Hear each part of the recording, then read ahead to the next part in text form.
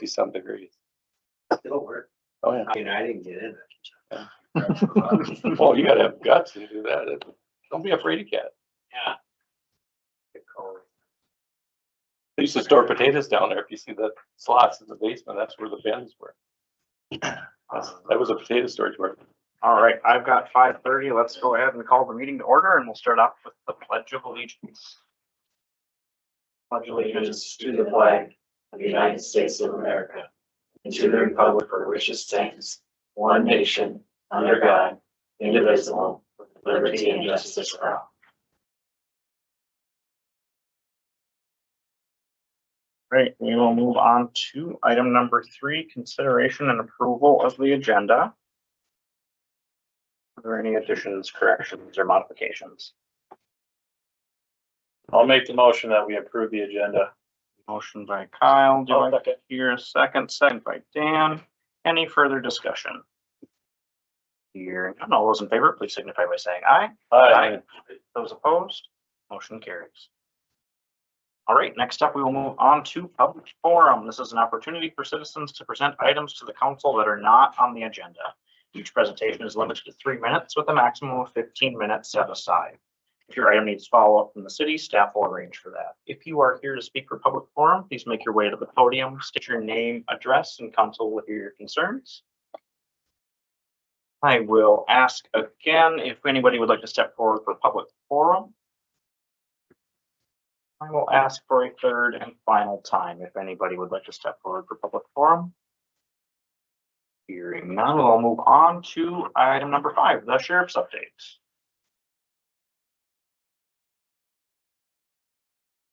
Hello. I am your new Pine City contractor, Deputy Kino. Been here about 7 years now, actually 7 years today. So I was Pine City like 5 years ago, back when the city council meetings were over at the government center. Oh, not sure what, I wasn't really briefed on what information you want, but I'm open to pretty much any questions. So. Questions from council or staff? I don't have a question. What kind of problems are coming across your plate these days, or is it brand new to the area? Not anything big lately. Everybody knows about the shooting off of St. Croix. That's probably the biggest thing in the last years, you know. Nothing consistent. I just checked on, we had a couple homeless camps, I think, around town.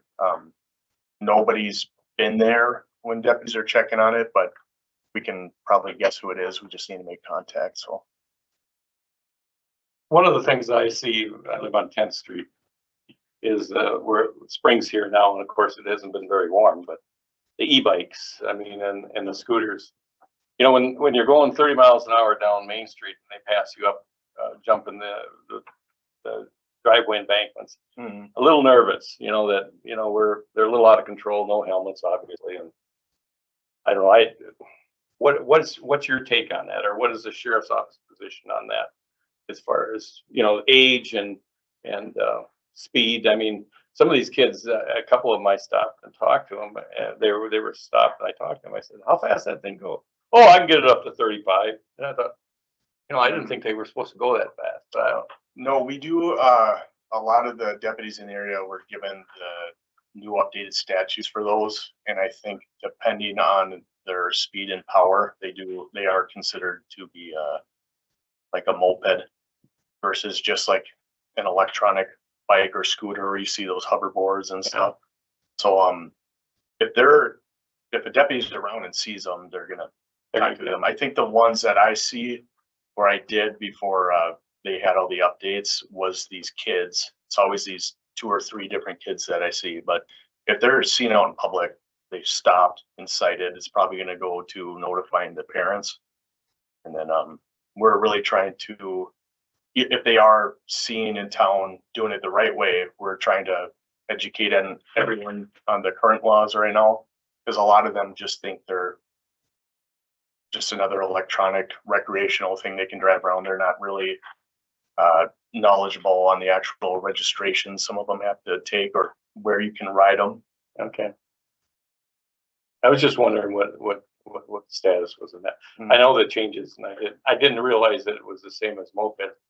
Everything over 49 cc's is licensable and you have to have a permit or a motorcycle license to drive it, right? If it's over Yeah. 50 cc's, yeah. It depends with because of all the new e-bikes and different things coming out now. I think right now it's going off of like speed, and you can look it up. If you stop one and they're violating some other ordinance or statute, you stop out with them, you can look at their model and you can Google it And find to it. see, to find out the stats on it.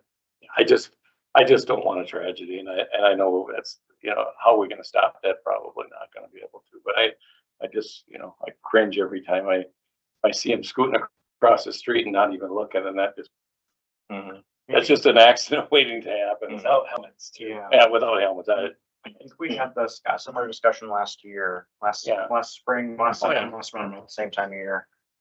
Maybe we need to figure out a way to have some sort of handout or some sort of, I don't know who that falls on, what that falls on as far as this is what's legal. This is just so you know, we don't want to kiddo going 35 across Highway 61 and get smucked by a semi.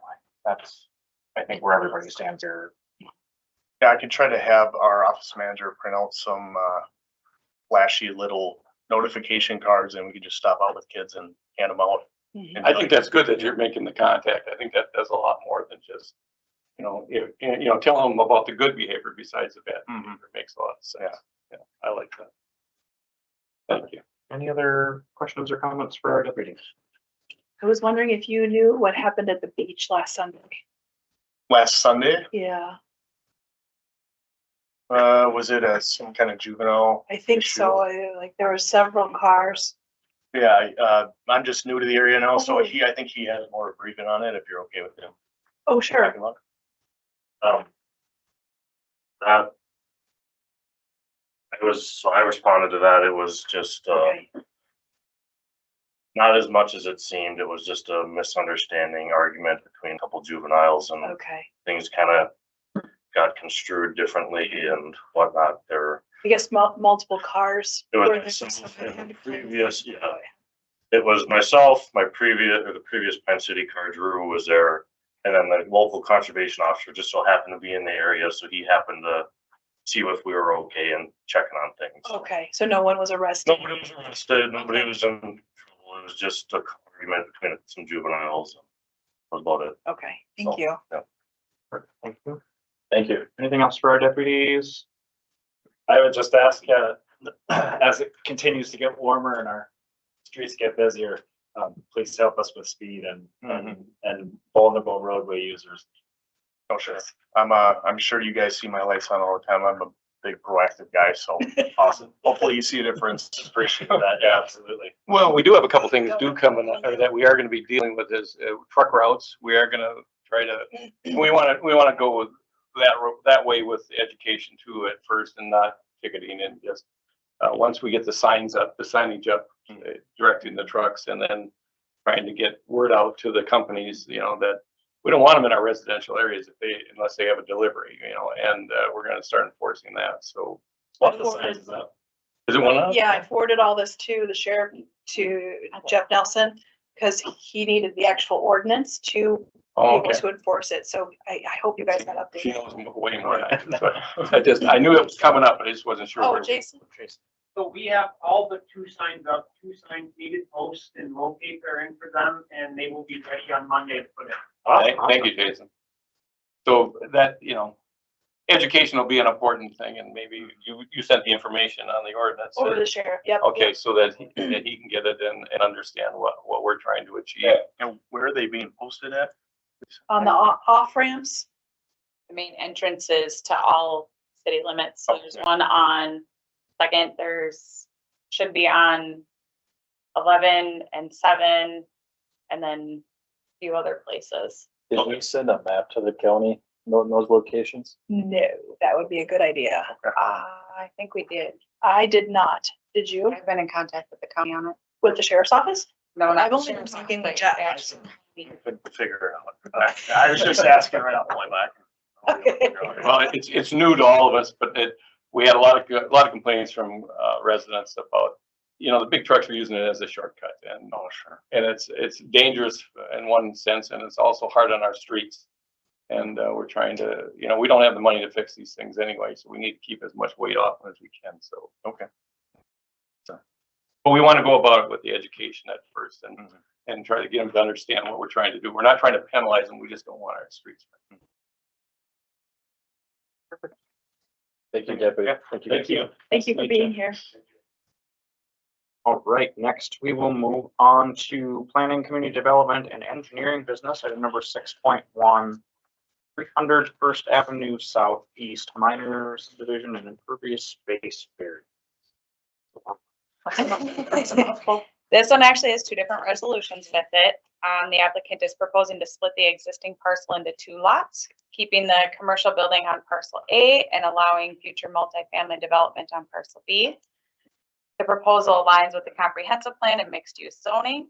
The variance is also requested to exceed the 25% impervious space service limits due to existing site conditions. With proper stormwater and site plan requirements, the stormwater coming from the Minnesota DNR, staff and planning commission find the request reasonable. Public hearing was held April 22nd with no public comment. And planning commission recommends approval with the standard conditions listed in the resolution, including recording the subdivision, meeting stormwater requirements, completing the site plan review, and providing drainage and utility easements, and ensuring the sidewalk and utility costs are covered by the applicant. Council questions, concerns, comments? I would like to make a motion for 2026-2024 or 24, approving the minor subdivision. I'll make that motion that we approve resolution 2026-24. Motion by Dave. Do I hear a second? I'll second. Second by Dan. Any further discussion? Hearing none, as this is a resolution, we'll proceed with the roll call vote. Dan, will start with you. Aye. Dave? Yeah. Kyle? Aye. I will also vote yes, that motion carries. All right, next up would be resolution 2026-25, approving of variance and FOI. I'll make that motion to approve resolution 2026-05. Motion from Dave. Do I hear a second? I'll second. Second by Dan. Any further discussion? Hearing none, as this is a resolution, we'll proceed again with a roll call vote. Kyle? Aye. Dave? Yes. Dan? I will also vote yes, that motion carries. All right, next up, we are on to item number 6.2, 825 11th Street Southwest, PID 42.0223.000 and 42.0226.000, rezone request. The rezoning would allow for development of a mixed-use building with both commercial and residential uses. This aligns with the city's growth goals. It supports efficient land use and fits well with the surrounding mix of residential and commercial properties. The site is already served by public utilities and transportation access, and the mixed-use designation provides needed housing and commercial space in the community. The request is consistent with the comprehensive plan, compatible with the area, and does not constitute a spot zoning. There is no fiscal impact. Planning Commission recommends the approval of the rezoning as it meets the ordinance criteria, supports redevelopment, and represents an appropriate and logical use of the property. It's just a straight vote, or is this a resolution? This is also, this is a rezone ordinance, is it a, Straight vote, yeah. at large vote, or do you need a roll call for that? Roll call. Roll call. I'll make the motion that we approve the rezone ordinance 2026-05. I've got a motion from Kyle. Do I hear a second? I'll second it. Second from Dave. Just a question or clarification for the record on the traffic. That these pieces of property, when that roadway was redone, it was taken into account access for those ingress and egress from those properties. And there won't need to be any road construction. It's just a matter of restriping and redoing the roadway. Okay, I just want to make sure that That's understood. Yes, Thank you. Right, so I've got a motion and a second on the floor to approve ordinance 2026-05. Any further discussion from council? Hearing none, we'll proceed with a roll call vote. Dan? Aye. Dave? Yes. Kyle? Aye. I will also vote yes, that motion carries. All right, next up, item number 6.3, ordinance 5.35, special events. This ordinance is updating our special event permit ordinance. It would actually take it out of where it's currently listed in our zoning ordinance and put it under the business section where we feel strong that it should be. It updates and modernizes and clarifies the city's special event permitting process. The previous ordinance lacked clear standards and procedures, and this revision creates a consistent, content neutral process with defined application requirements and operational expectations, which we already do enforce and follow. So it just brings it into what we already do and gives us a little more teeth for things that happen. Don't happen.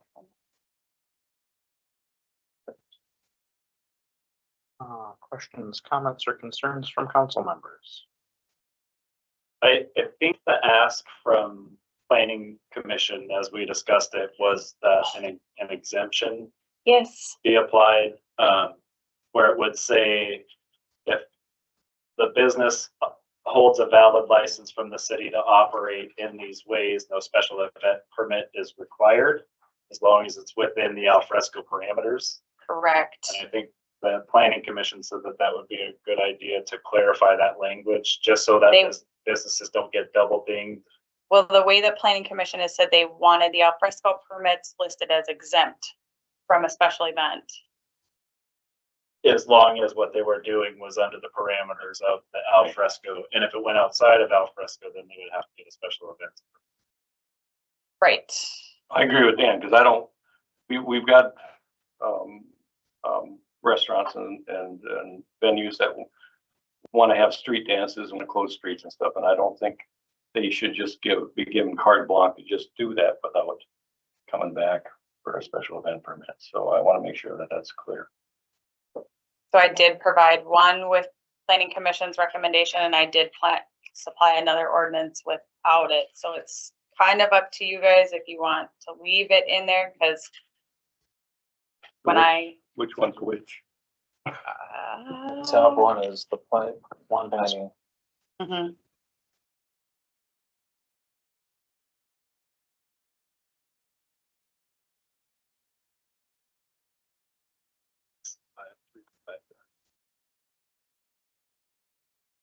Can you point I out have it marked. what the differences are? 535.040 is the call out. You said it again, Dan? It's 535.040. B is the exemptions.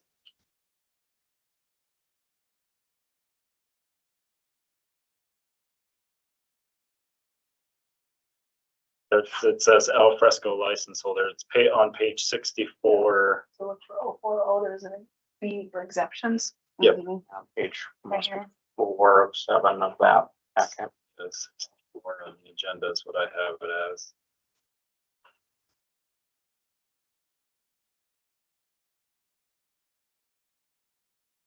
I guess I would like to see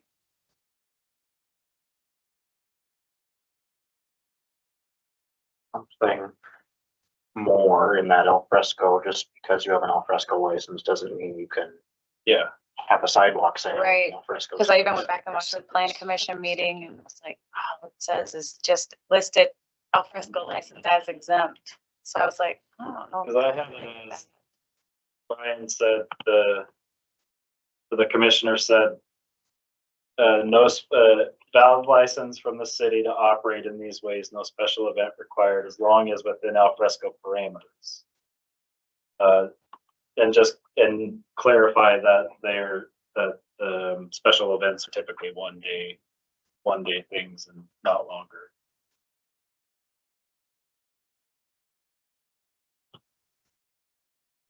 So can we do that without rewriting it, bringing it back? So we If you wanna table it give- until the next council meeting and some updated for the language?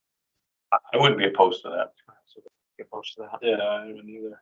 I would make the motion that we table this item to be, have the language updated, bring it back to the next council meeting. Motion to table by Councilmember Palmer, I'll second it. second by Councilmember Hill. Any further discussion? Hearing none, all those in favor, please signify by saying aye. Aye. Those opposed, motion carries. All right, next up, we are on to 6.4, ordinance 5.40 mobile food units. This mobile food permit ordinance also will pull it from a zoning exception and put it into the business one.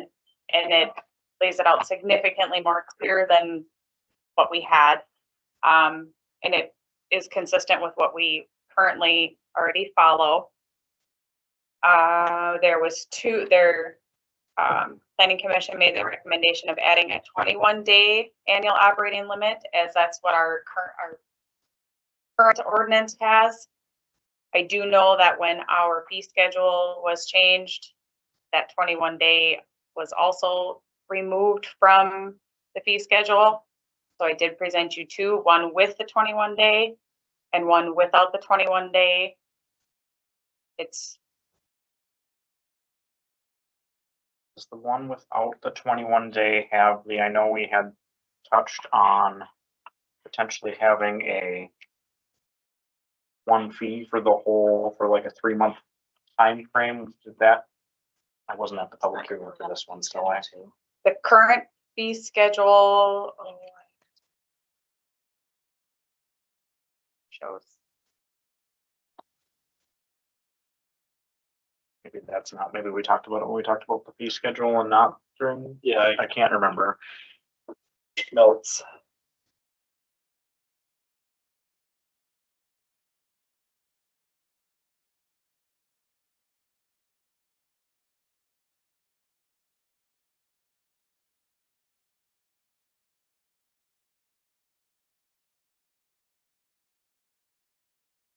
There's a month, we have a day fee, a month fee, and a year fee.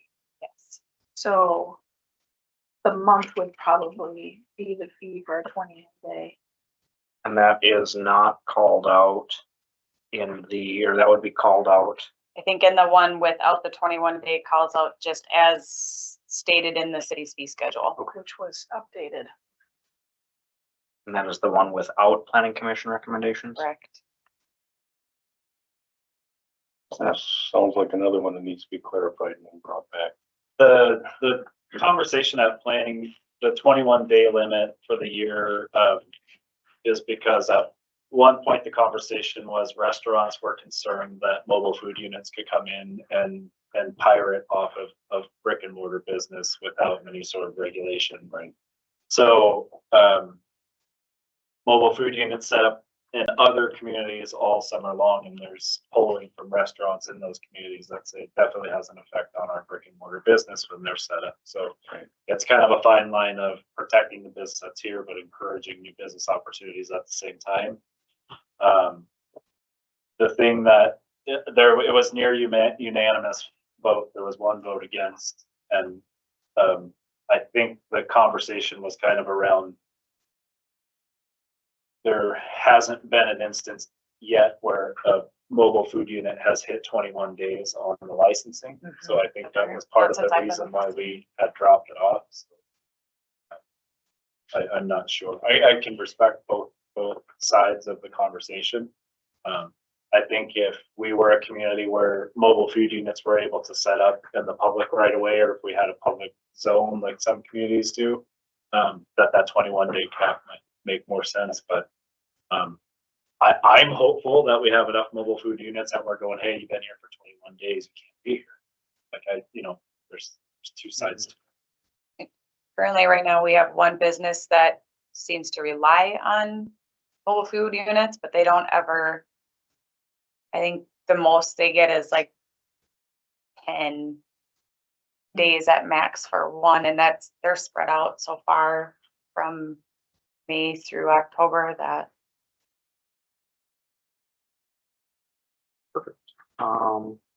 Someone feel comfortable making a motion? Do we need more time, more thought, more info? Okay. I'd make a motion, wait, what do we have to pass ordinance, 2026-07 as written. Without the 21-day. For the non-planning commission recommendation one? Yes. Okay. Right, mine's got a motion from Dan. Do I hear a second? I'll second. Second by Kyle. Any further discussion? I would just say maybe on this too, if, I don't know if we can put it into the motion as an amendment or put it as notes, but if we need to look back at this at some point, can we institute a look back where if we need to make an alteration to that day limit, we can? We could, but it would still open back up the doors of having to rewrite it, just so you, it's rewrite or amend and still has to have public hearing and. Gotcha. Right. I think every ordinance has the ability to go back and relook at everything. So if it's not working out, we should revisit it for sure. Okay, yeah. Also make sure we're cognizant of it. Like I said, it's two-sided, it's promoting new business, but protecting ones that are here at the same time, in my opinion. All right, I've got a motion on the floor and a second to approve the mobile food ordinance planning, non-planning commission recommendation ordinance number 2026-07. As this is an ordinance change, we'll proceed with a roll call vote. Dan? Aye. Dave? Yes. Kyle? Aye. I will also vote yes, that motion carries. All right, next up, we have item number 6.5. PID 42.0223.000 and 42.0226.000 lot combination request. So part of the rezone was also to, these kind of worked hand in hand. The lot combination calls out for the rezone calls out for the lot combination. And this is needed to allow the property to be developed as a single mixed-use site. Merging the parcels removes internal lot lines that would otherwise complicate setbacks, building placement, parking, and utility services. The resulting parcel meets all of the zoning requirements and does not create any nonconformities. This request works alongside with the associated rezoning. There's no fiscal impact. Staff and Planning Commission recommends approval of the lot combination as it supports compliant site development and allows the property to function as one unified mixed-use development site. Thank you. Questions, comments, concerns from council? I think it's pretty straightforward. I'll make the motion. We approve resolution 2026-23. Dave to approve 2026-23. Do I hear a second? I'll second. Second by Kyle. Any further discussion? Hearing none, as this is a resolution, we'll proceed with the roll call vote. Kyle? Aye. Dave? Yes. Dan? Aye. I will also vote yes, that motion carries. All right, next up, 6.6 manufactured/modular homes ordinance. So at our Planning Commission meeting, this ordinance was brought up and recommended to come to council to see where council kind of stood and possible guidance. These sections currently limit where manufactured homes can be placed by requiring permanent foundations and certain exterior finishes. At the same time, the city has many non-conforming lots that are difficult to develop under current standards. Modern manufactured homes built to federal HUD standards and regulated through the state permitting could provide a practical, affordable option for these parcels. Where Planning Commission was kind of looking to see where council stood on possibly updating these two ordinances, if there's any thoughts of opening this up.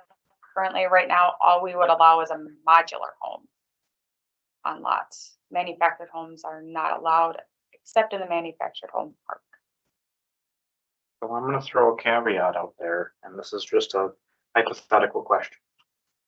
Would we not consider someone who bought a finished tiny home as a manufactured home? Those I know it's a separate ordinance with tiny homes, so Yeah. it's a little bit different. Yeah, and those require conditional use permits and stuff, but currently right now, I've had multiple calls on a few different properties that specifically want a manufactured home versus a modular home, and our current ordinance does not allow for manufactured home of any sort. And Andy, I'm glad you're here, but I think if I understand correctly too, a pre-manufactured tiny home is inspected and licensed different than a pre-manufactured modular home. Is that correct? LNI inspects one and. Thank you for that, Mayor Hilton. That's a very deep subject, isn't it? Andy and Because I- we've had a number of conversations about this. Minnesota State Building Code is a very distinct lane, and what you're considering is outside of it. You have a lot more parameters, if you will. It is a complicated subject that I think actually deserves a little more time than maybe you're able to afford. We're just looking for guidance if the council wants to go down this road, if they want to open this, or if we just want to leave well enough alone. Was there a lot size or something involved in this? There's just quite a few other parcels in town. I mean, truthfully, houses can be built on them, but manufactured homes currently are running significantly cheaper than building. And the conversation, if I remember correctly, was stemmed from that when the ordinance was written, single wide and double wide mobile homes were pretty standard of what you could get as a single or double. Sure. And the way that things have progressed over the decades and what's available, how they're inspected, does it warrant us? Does it warrant council, planning commission investigate this a little bit farther? Because there are so many different styles of builds. There's so many different ways that you can secure them to footings and foundations and straps. And I mean, does it warrant planning commission time to maybe look at this as another way to create housing units in the city at a more affordable price range? I don't know, I noticed more of us got a few that they've done. I don't know if anybody's looked into that, see what their thoughts were.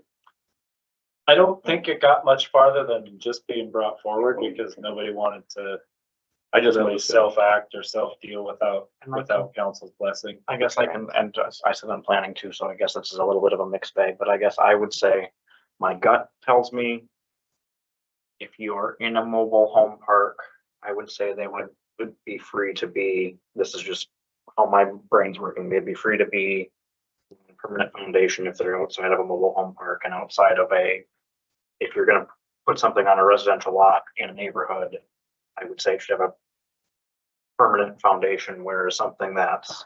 So manufactured homes cannot go on permanent foundations from my understanding.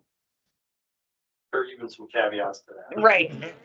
I knew that would happen. There's a whole ball game in here that, There is a lot to consider, and if you'd like, we can come back and have this conversation again another day, a little bit more in depth, maybe even at the planning commission.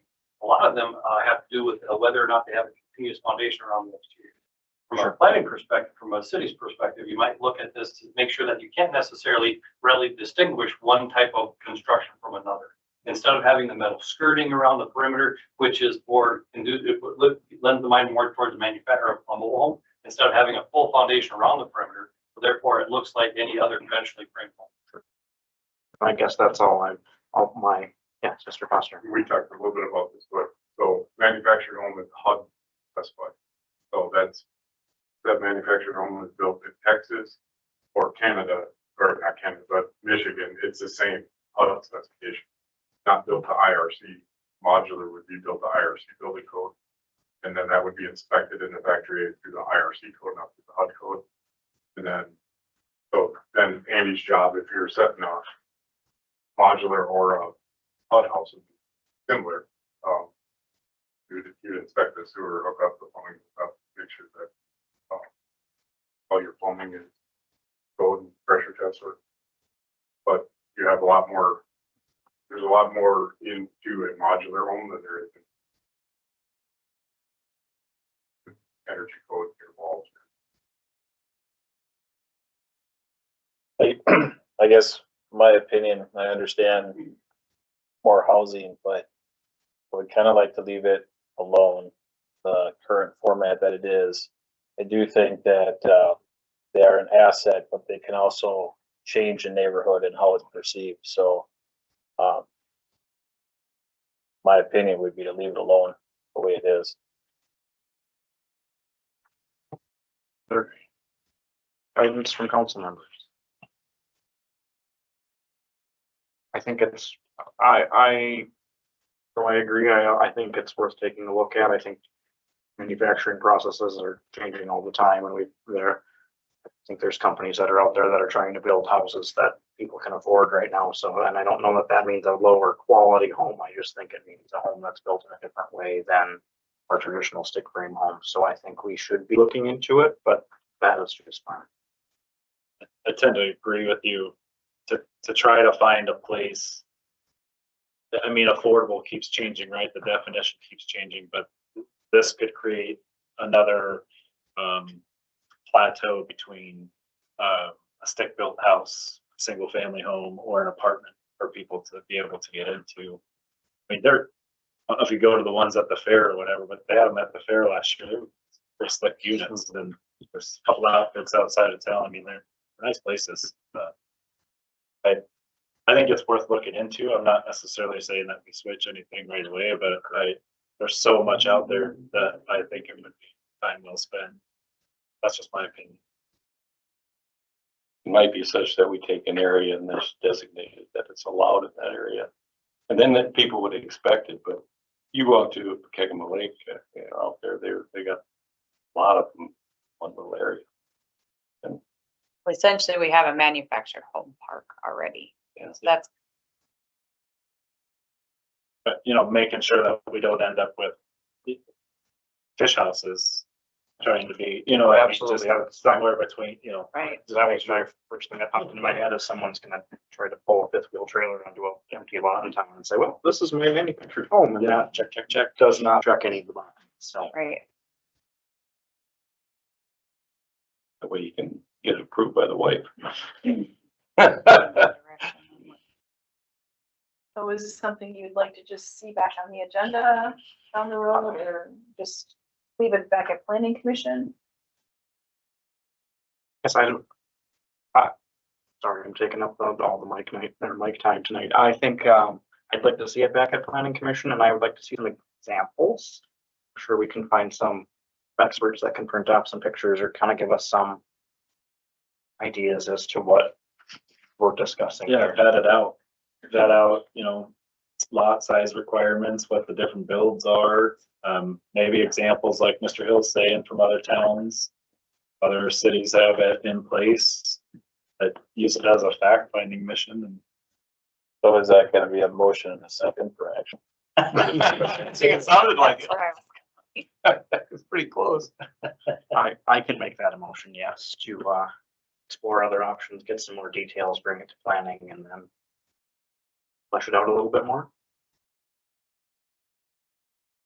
Can you second that? Yeah, I'll second. Motion by me, second by Dan. Any further discussion? None, all those in favor, please signify by saying aye. Aye. Those opposed? Motion carries. All right, up to the consent items now. Question, comments, concerns, or would somebody like to make a motion to approve consent items? I want something for the record as well, that seasonal wages, because I've got some questions on this. Seasonal wages are predetermined by council. There's a scale, and that's how people are figured out what they make. And I want to say that for people that are listening. And I'll make a motion to approve. Motion from Dan. Do I hear a second? I'll second. Second by Kyle. Any further discussion? Hearing none, all those in favor, please signify by saying aye. Aye. Motion, aye. All those opposed? Motion carries. All right, next up, we will move on to old business. Item number 8.1, request for council action, Public Works dump truck purchase. Jason's here to talk with council.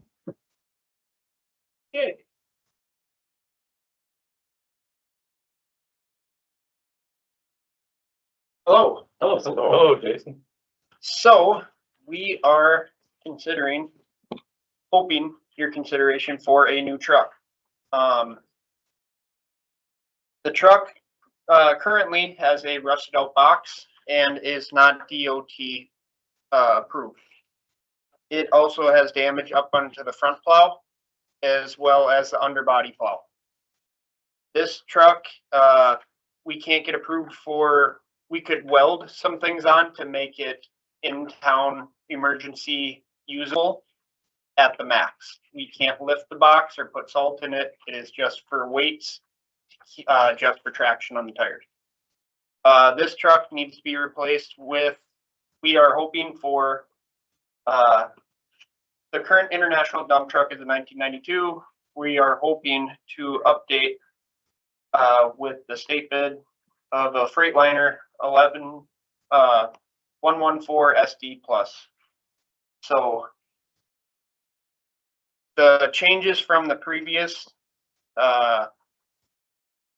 proposal are now an upgrade in charge for the chassis, which I believe was from the, sorry, I just have extra notes here. Be from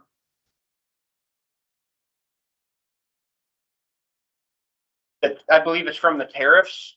So that's the extra $1,000 from the February to now. We asked for a change. It's a $299 change for the shift gear. The one that they proposed was basically on your blinker, and it's just a drive, neutral, reverse. And all of our other trucks have a dash push button, and we thought that we would keep a standard, and it's a $299 change for that, as well as we decided for the tires to go with a cheaper version of tires because we are not running highways. So we could save a significant amount of money with that, as well as adding in the 490-1AU that allows traction control to be on a switch. That way, when our tires are slipping, we can manually turn that on and get ourselves out of a pickle. That's real nice. Yes.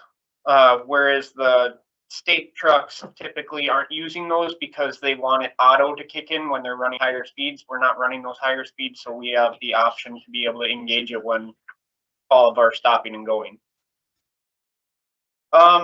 So the one and only thing that I have not gotten an answer yet on, and that is because I have an email to back that up from the company that is providing the plows. I asked for, right now it's set for a 9-foot wing, and our fleet has 10-foot wings. So I don't have that amount in this proposal, but I was going to ask that, would you guys approve a certain amount of money? If it's within a certain amount of money, would you allow us to pass that? Would that be approved? What do you think that amount would be? That I do not know. This is my first time purchasing these types of equipment. I could look quickly into what the 9-foot wing is. That is in here on for spec items.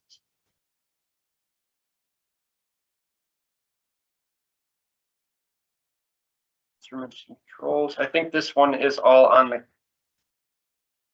the chassis. So I do not think I have the price for the individual plows on with me right now. Well, I'm just guessing, but I'd say it's about a 10% increase. I think about a foot is 10%, what I've always understood. So I would make the motion that, you know, we would approve it, provided it was no more than 10% increase in charge. Not to And that- exceed them. Not Not exceed to them. exceed 10% of, If it is, then you'd have to bring it back. Okay. Do we feel confident that 10% would be there? Or? I mean, if he brings it back, are we gonna turn down a 10-foot plow or? Well, I think what you're dealing with is consistency, and you're dealing, you got every truck is a 10-foot. And then you put a guy into that and you're used to plowing, and you might think a foot doesn't mean anything, but it really does. And, you're used to that, and, I don't think we need a bunch of curbing and, mailboxes and everything else clipped off just because we got one that's shorter, so. So what is the cost right now with the 10% increase? If we looked at the total, it's three. I lost. 1750 in tariffs. Great line. Yeah. That's insane. Yep.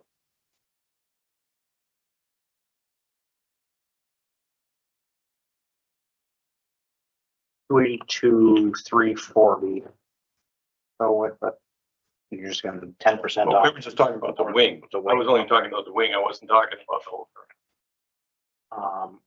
You would also need to verify that the bank's interest rate would be the same with a different rate or with a different amount being financed.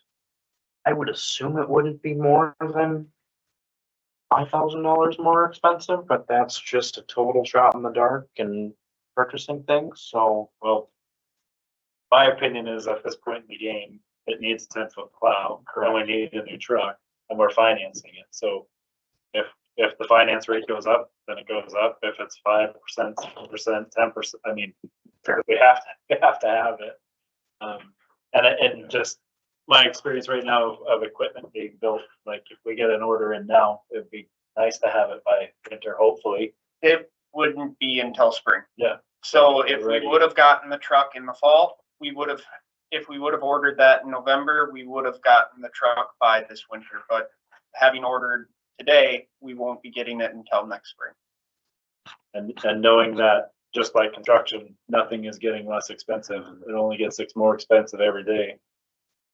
So logically, if that one extra foot was 100,000, we might want to stick to a 9-foot wing at that point. Sure. So I do think that it's a valid point. It would just be nice if we had some kind of ballpark number. If that wing was maybe within a 10% range of that wing increase, would that be an okay number to approve, or is that something you guys want to bring back? I hate to kick this down the road any farther and we're already not, I mean, I guess it doesn't really matter if we're already not going to get it for this plow season, that we could take our time on it, but I'd like to get it ordered while we have the bank matching the interest rates and, companies matching the truck price, so. Well, Mr. Hill, you have a motion on the floor, correct? Yes, I do. I'll second Mr. Hillmore. All right, can you repeat that motion, Mr. Hill? Well, then we approve the purchase of the truck as long as the 10-foot, wing isn't over 10% more than a 9-foot wing. Okay. Just the wing part, not the Not truck. the whole truck, okay. Motion by Dave. I don't know why they charge you 10% for the whole truck for just a 1 foot on the wing. Yeah. Make any sense to me. Second by Kyle. All right, so we've got a motion on the floor to approve the purchase of this truck with the, with an additional 10% for the wing. Mr. Fosner, I think you were raising your hand when I made the second. Were you gonna say something? I just looked it up and most of the 9-foot to 10-foot is between 500 and 1,000. Installed somewhere between 1,000 and 2,000. But we're talking about the same thing. You're gonna have. If we needed the 9 to 10, we'd have a second pile. Then we'd have to know which plows, which wings are going onto which truck, and it would definitely complicate things if we had a different size. So The only other question I have before we vote is the reduction to a single axle. Does that just have to do with weight and use? We don't really need a dual axle. a tandem axle, Yeah. Really, it's a turning radius on the smaller streets. I would very much prefer to have a tandem axle, but the size of these streets would be very difficult to maneuver with a tandem. Not saying that we couldn't create a single plow route for a tandem, which in future aspect, that other old truck that we were hoping to kick down the road and replace, that would be one that I would very much like to make a tandem. But right now, our priority is just to keep our fleet in motion, and right now that would be with a single axle, and then hopefully down the road we could get a tandem to replace that other for hauling snow, for hauling sweepings, because it's just such a small amount with a single axle. It kind of sounds like a goal was just created for supporting a tandem axles. So we very well could create a route specifically for a tandem. But yeah, single axle right now is more beneficial for us. Easy to cross utilize for multiple different. Yes, sir. things. I think annexation will have something to say about that. And That's not. I also didn't want to just jump a huge price when on my first ask. Yeah, just being functional right now would be, You were stretching it a little bit, but we're gonna get over that. all right. To be fair, one of our decisions to hold off on this was to give the new public works director their own input on what they wished. Sure. So, Yeah, I very much wanted that when I made that motion. The tandem, No, I very much wanted just just for the me to new make the director to opinion. have the say on this, because I Sure. thought it, You're gonna have to live with it. you're gonna have to live with it, so. but I agree, but I don't know how much that's also gonna kind of hurt, being, not having that working truck for a full season. Well, there's possibilities where we could, I did a little snooping around before I made that, motion to cut that. And, you can lease them, you can find them. Okay. There's people out there that'll lease them to you, and we can always ask the county if we can borrow one, just don't bring it back. But don't get caught at that, Jason. I'm not advocating. Yep. It's super El Nino, Yeah. sure we won't have much snow. It'll just be big. Yeah. and there's also a possibility for contracted services. Right. So, Yeah, you got that. And next time I will hopefully come a little bit more prepared. I wasn't quite sure what kind of questions I was going to be asked for. This is my first time standing for council, so You did. I'll just more, This is what, your second week? 2.5. Okay, You're doing fine. I expect more in 5 weeks. All right, we've got a motion on the floor with a second to approve the purchase of the new dump truck, plow truck, with 10% added to the cost of the 9-foot wing to extend it to a 10-foot wing. Any further discussion? Hearing none, all those in favor, please signify by saying aye. Aye. Those opposed, motion carries. Thank you, council. Thank you. Thank you, Jason. All right, next up, 8.2, potential new liquor store update, questions and answers. This was just asked to be kind of a continuing item on our agenda and have different updates on it, allow for community involvement, and staff put together a timeline starting back with 1953. So more of a historical and what's happened, and it's kind of a nice thing to put together. Perfect. Council, any questions, comments, concerns? I guess, again, I would just like to reiterate that there's a difference between the city of Pine City and the school district. Again, separate that difference. I keep hearing about that. We are completely separate. So I hope that part stops coming into this equation for discussion. Love to work on repairing issues with the schools, but that's not our jurisdiction. Not our lane. All right, any other comments from council? Hearing none, we'll move on to item number 8.3, council vacancy. Just also keeping this on the agenda for discussion. Got a memo from the league talking about moving forward and the steps that should be taken. So just added it for discussion with council. Yes, personal opinion is I still like putting to a vote to the people and not just appointments. We've seen an interesting history of that happen, some good and some bad, and you like the idea of waiting to put it to a vote, personally. I agree with that too, and I think we're at a point where, we're going into budget, but I also, when I read your memo, Madam Administrator, that, we are not restricted by a timeline. So, if we're not restricted by a timeline, I guess, maybe, we could come back at the next meeting and give, each of us could give our idea what we think should happen. And, that would just be one thought. Right now, I think it's working. I don't relish the idea that we have extra committee assignments and stuff, but we're taking and doing it, I guess, so. I don't know, that's just my thoughts. I'll be honest, I've been completely in the weeds and I haven't thought anything else about the council seat. That's just being completely transparent. There's been a lot going on. Council did declare the vacancy, and by doing that, state statute also says the seat shall be filled. So just keep that in mind as well. December. Did we have to take any kind of direction as to whether or not we had to have a resolution for filling the position immediately after the election or? No, and Okay. actually what I was told is that that there is no exceptions for filling it prior to January 1.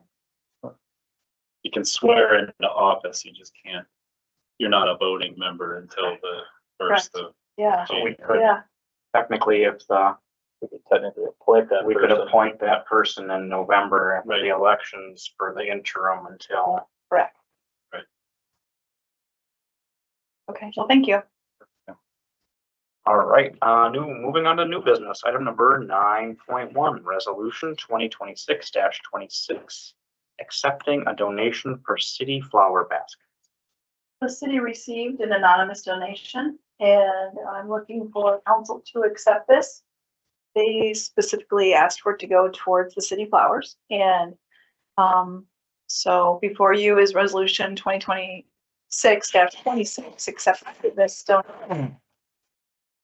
Just to clarify, it was not a solicited donation. It was an anonymous gift to the It city. was yes, Okay. it was an anonymous gift to the city. They specified what they wanted it for. Okay, perfect. I would like to say thank you to this anonymous donor. I obviously don't know who they are, but if they are listening to this meeting tonight, I would like to say thank you. And I would like to make the motion of accepting this resolution 2026-26 for the $500 anonymous donation for the flower baskets. Palmer, I got a motion on the floor. Do I hear a second? I'll second. Second by Mr. Swanson. Any further discussion? Hearing none, as this is a resolution, we'll proceed with a roll call vote. Dan? Aye. Dave? Yes. Kyle? Aye. I will also vote yes. That motion carries. Thank you. And I obviously know who it is, so I will get a thank you card in the mail tomorrow now that I know council has accepted this. So thank you. Thank you for doing that. Thank you. I can drop it off in the mailbox. Just saying. All right, next up, item number 9.2, RFPs for building official. The city received two proposals, one from Rum River Consultants provider and one from Mid-Minnesota Inspections. Rum River Consultants offers a full-service team of more than 30 certified professionals and has 8 years of experience working with Pine City. Their proposal includes comprehensive building, plumbing, mechanical, fire code, SSTS, zoning, and enforcement services, along with strong administrative support and integrated systems. Mid-Minnesota Inspections is a smaller operation with a streamlined structure led by the owner and 2 inspectors. They have strong experience but offer more limited staffing and administrative capacity. Both proposals meet state requirements, but they differ in depth of service and ability to support the city's full regulatory needs. Rum River's size, resources, and familiarity with Pine City reduce onboarding time and operational risk. Staff recommends continuing with Rum River Consultants to maintain a high-capacity, full-service inspection and code administration program. There's a lot here. There's a lot here. Have you interviewed both? Any sort of interview or just kind of received RFPs? We went through them, as you've seen both of them on the agenda. went through them thoroughly. What about a presentation to council from the two companies? Is that something we might be able, like, let me just, we're not in any sort of hurry here, right? We want to make We sure are get currently this- covered in. get this correct. Is there a way that we could maybe set up where we get presentations from both companies? That would be beneficial to me. I think that's kind of imperative, because I mean, otherwise, if we ever put an RFP out again, nobody's ever gonna put anything into it, because they're any credence into it, because they'll say, well, they're just gonna take whoever they got. And, not necessarily true, I'm sure, but I think in all fairness to all the applicants, obviously only had two of them, but I think it makes sense to listen to their story, and, Maybe that could even be something that we invited local builders and developers to as well. all right, Maybe, I don't know, You know. interactive, if you will, for the ability to ask questions or raise concerns. Just thoughts. I'm not a builder, but I can only go what I hear from builders or don't hear from builders or things like that, so. To be fair, I mean, this went out for RFP. We have one here, the other one is not here. What stopped the individual from coming here to present on it? This is a council topic, so I would think that we could ask Rum River to tell us tonight, but what stopped the other applicant from coming in? Did they just read that it was recommended that we go with Rum River and they just said, I'm out? Because that really doesn't build strong confidence in my book, I guess. Fair point. Were they So, invited to the meeting or were they, I know. The RFP specifically stated that it would be reviewed tonight. I don't know, do we want Andy to give us a introduction, or are we gonna assemble a full team of all the contractors in the area and have them come in and throw questions at all of the applicants?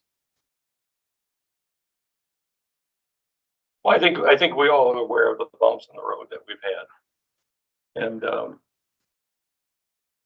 I think, what I brought to light just this last month with, you know, the permit with, you know, the information that was not even close to being correct. I mean, I was listed as fire marshal, and I haven't been fire marshal for almost 5 years. Does that make me think that we don't have the service that we're paying for? No, that doesn't make me think that. But what it does make me think is that maybe what we are getting isn't exactly what they say they're giving us. And I'm a little concerned. I mean, I was there when Mr. Snyder was hired. And I worked since 1998 with many single inspectors. We got by just fine with a single inspector, but I think in today's environment that wouldn't work. I understand that. But what I do understand is that we can't lose sight of customer service. And I'm not saying it's been a real big, huge issue, but there has been some bumps in the road. And I think, Andy, you've acknowledged that at different meetings, and I accepted, you know, the explanations. But I think in all fairness, that's what drove us to this RFP. And I think if a star shines, a star will shine again. But the star's got to show us what's going on and what the goals are. So I can put anything on paper saying that we're going to give you great service, but we have to prove that. You know, and all of us that are in customer service. Or so I'm not. I'm retired now, but I am kind of in customer service with this job. But that's my opinion, is that we listen to both sides. I don't know why they didn't come here tonight. I didn't talk to them. I have no reason to. You know, it's just. Yeah, I guess I'd like to invite both to do a presentation, give a 15-minute, 20-minute rundown from each of them, and if only one shows up, then that kind of makes the answer for us. But I think we've got to give equal opportunities to both. I didn't realize that they had they were aware of the meeting this evening. That changes my optic a little bit. Actually, a lot, because I tend to agree with Mr. Palmer, if they were notified. Or was it just on the, The RFP. it was just on the, Specifically on there. going to be discussed tonight? Is there anything on there that said we invite you to be present for the discussion tonight? Or, not that I'm trying to split hairs here, but there may be things happen at our county board all the time, for example, that it's an open meeting, open to everybody, but you may choose to have something on the agenda that you don't show up for, I guess. Well, I could go either way here, so it's, we just had a discussion about a lot and who submits a proposal and who doesn't, and who shows up and who doesn't, and how that could affect everything. Again, Rum River is present. If you were gonna be bidding on a project, you would think that you would show up and try and voice the conversation. There's bumps. I'm sure you could go with any organization out there, bumps. You could go in-house and you could have bumps. I don't know. I hear different things. I understand your point of view. I also understand or look at it that Rum River has tried to have good customer service, and in some cases they've been taken advantage of. And it comes back that the council throws them under the bus. At least that's been my impression. I don't know. I don't like the fact that the other proposal didn't come in here and at least sit through the council meeting. That doesn't really tell me that they're serious in what City of Pine City has to offer, in my mind. And I think this, the goal is to provide the best service possible to constituents. And if there was something that we needed to discuss about maybe a council subcommittee and with staff, 4 to 6 week check-in to review the permits that have been done and inspections and feedback from builders, or maybe staff handles it. I'm not sure, but just a more concrete action plan for how we're gonna handle the issues that we've experienced. Not saying that there isn't been resolutions and things aren't moving forward, but to me, those things could be fairly easily fixed. where did we end up with our, where did we end up with the internal position? Did that, we were gonna approve a position and look at a pay grade, and I think that kind of fell off the radar. Or did we, I don't know that it came back for a final approval. I don't think it I did. don't think so. So I believe there was an update with the salary range that maybe I have an update we that I reached saw. out to a couple other cities and We had no interest in it, do we? I don't think we had anybody interested. I don't think we posted it yet. I know we never posted, but we never had anybody, we talked about when anybody. I didn't get any calls, so. Well, it is safe to say, in my opinion, that we're not in any position to make a decision maybe tonight. Maybe we need to table this for, Well, we're still talking about the in-house position potentially. I mean, I would make a motion to table it pending the in-house position, but I would retract my statement from earlier about inviting contractors here, because in my opinion, that after the light, that's already been done. Yeah, I would make a motion that we table this pending the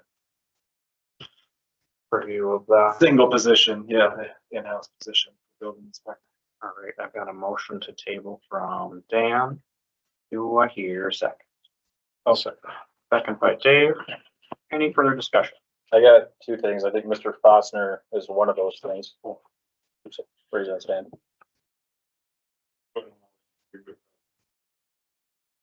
Permit Scott. They have this from customer service with Andy. For a call them, I call them many times on Saturday and Friday, and I would get an answer. And I think the very first thing I had with him, Richard dropped me, started the house. And he picked it up halfway through. Richard let me put a window in that wasn't up to fire code in a master bedroom, and said it's all right because we had 2 entrances. And he stuck to the guns, made me switch it out, and cost me a lot of money to do it, but it was the right thing. So I think that there is absolutely no complaint to Andy. building inspector, as far as stick to their guns, not gonna let me for anybody else to kind of walk all over you. Customer service is good, and I've been in 100 for customer service, not good. It's really nice to have somebody that doesn't show up for. As far as that goes, He pay you to be? No. I've never used the other company. Thanks for your opinion, Tom. I appreciate it. My other concern, contracting or consultants work with a lot of different entities. They have to be consistent across the board. I know we keep talking about having an in-house employee do this. It'd be great to see somebody that wants to do this for 40 years, but the problem is during that time, you develop relationships with people and you're influenced in different ways, especially if you end up living in the community that you're working in. And that could impact how your decisions are made. The nice thing about going with a consulting service that is region-wide is that they're consistent across the board.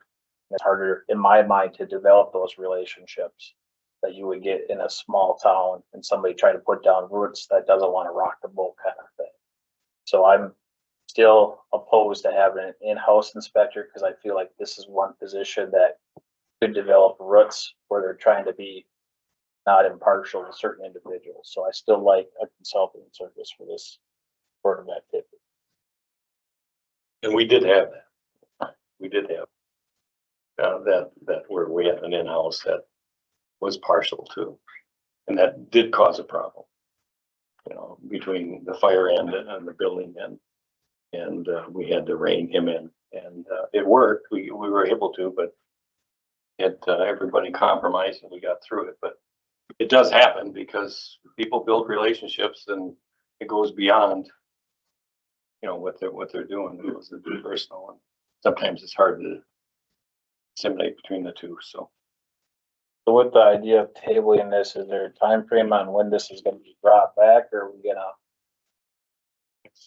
I think we need to find out if we're going to be going for that single person, you know, in-house. If that's not going to happen, the staff recommends that we don't do that.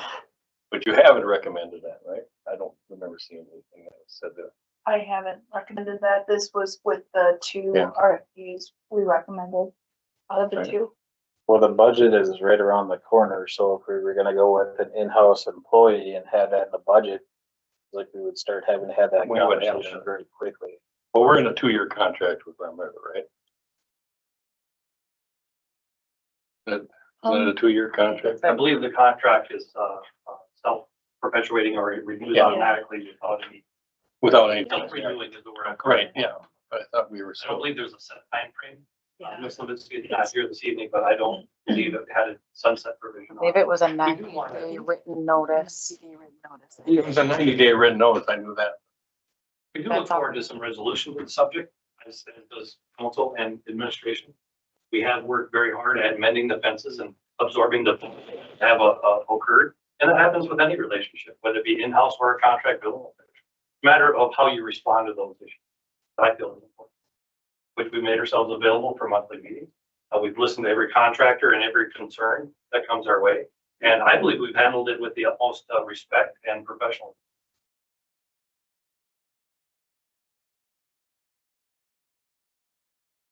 Perfect. I'm gonna withdraw my motion to table this. I think, pending what Mr. Palmer said, can we or do we need to make a decision on how we want to move forward? Do we want to consider an in-house building inspector still, or do we not? Because I think, like we said, if we're running into budget stuff, that would become an extra project. Yeah. Almost. We need to make that decision before we decide on the RFPs. And can we, since it's not really around the subject? If we move forward with this, like you said, there's not a sunset clause. We just come back after 90 days. I feel like if you're gonna go with an in-house, if that's true consideration, we should probably consider having a fifth council member so we don't end up in a possibility of a split vote. I guess if you're rescinding your motion, my motion would be to accept Rum River with the understanding that we could always come back and terminate the contract, given the 90-day provision clause, if the council decided to take a different direction. Motion for Mr. Palmer to accept Rum River's RFP. Look into and then continue along the side, looking into in-house position. Given that's all written into the, just to clarify, that is all written into the contract, that we wouldn't sign this RFP and all of a sudden we're in there for 5 years thinking that we're in for 90 days or 180 days. But if that is the case, motion by Mr. Palmer to approve Rum River. Do I hear a second? I'll second it. Second by Dan. Any further discussion? Hearing none, does this need to be a roll call vote or can this be at large? At large. Okay. Hearing none, all those in favor of approving Rum River, please signify by saying aye. Aye. Those opposed? Aye. Motion carries. All right, item number 9.3, approval of Pine City Fire Department Strike Team Pilot Program.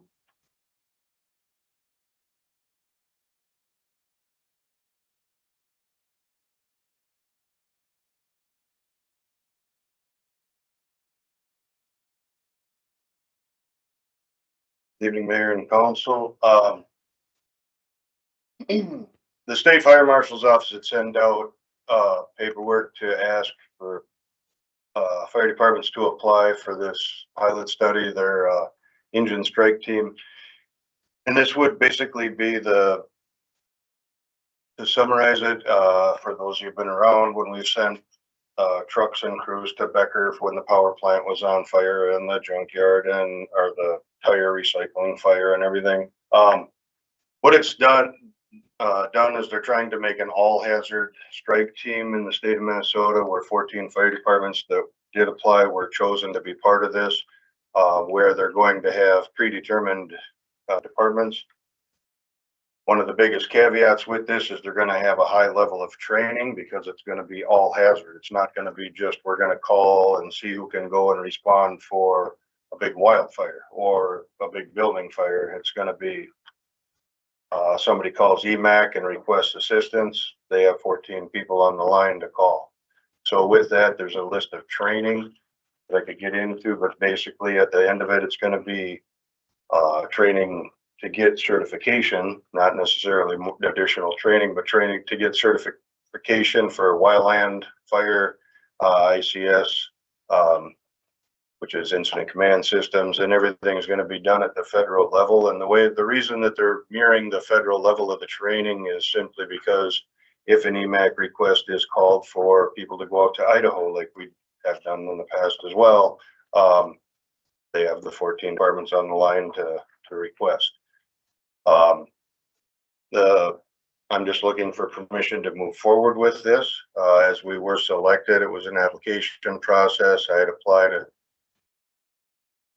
couple months ago for this, and the State Fire Marshal's Division has a one-time funding opportunity to provide the funding for the training for the selected fire departments.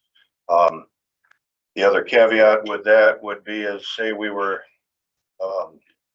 called to a large wildfire down by Blue Earth. We would be billing through our current DNR contract.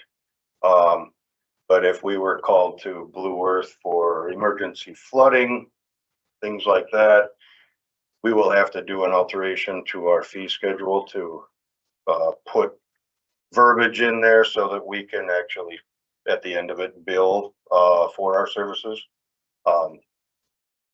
So if you have any questions on this, I tried to summarize it as, as quick and short and sweet as I could, but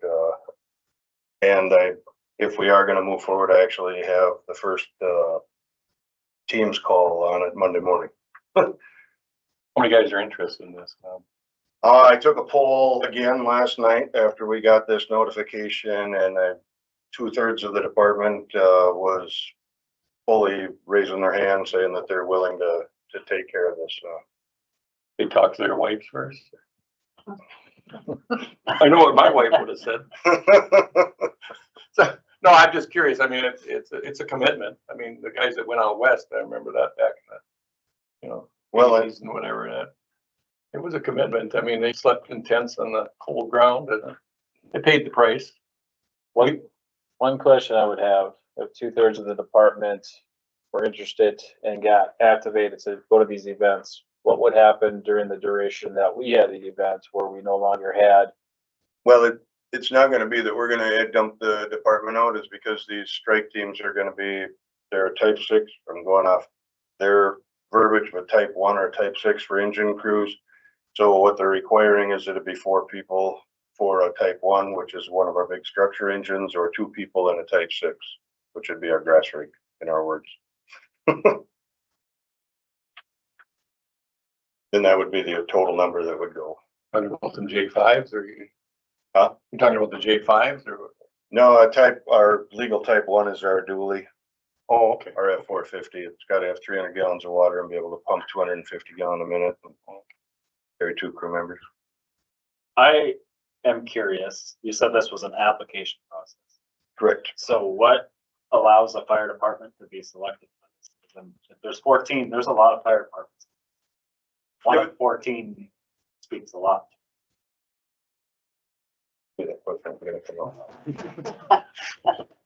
So there was an application process, of which they wanted to know what the percentage of your, fire department is currently Fire 2, certified. How many firefighters you have that are certified at an operational level of NFPA, 472 for hazmat. Fire officer 1, apparatus operator, fire 1 and 2 for wildland. How many people we have that have CDLs, and CDLs may sound odd because we're DOT exempt from having a CDL requirement within Minnesota or on a mutual aid. Doesn't cover us on a long transit trip.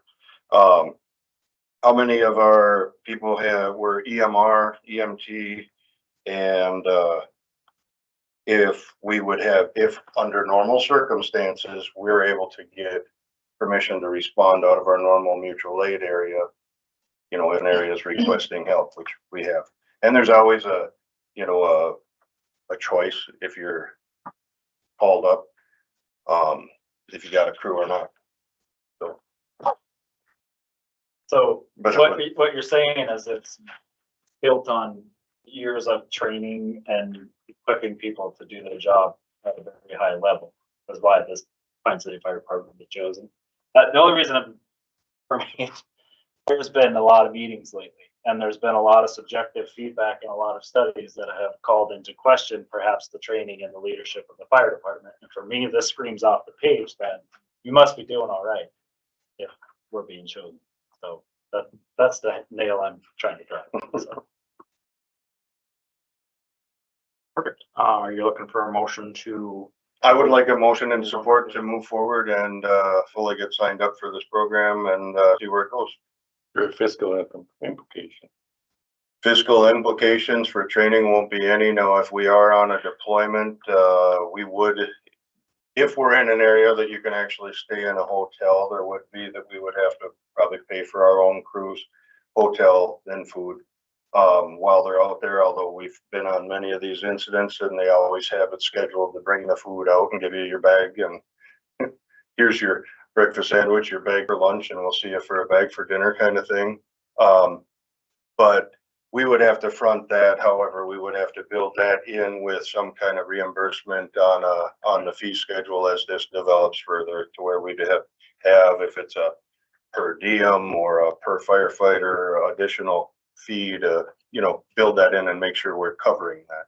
But I guess where I was going was The implications are, to get it set up. I mean, is there going to be fiscal implications that you can't cover just getting it set up? I mean, do you have expenses that As of right now, the fire marshal's office is hoping that our cost to get this all spooled up and ready to go is gonna be, if we have to pay mileage to go up to trainings and, things like that for if they, because of the areas they chose people from, they're talking about doing regional trainings, is doing as many as they can in-house, but doing some regional trainings. So we may end up sending people to Camp Ripley for the weekend up to that training center, or down to SBM at their training center.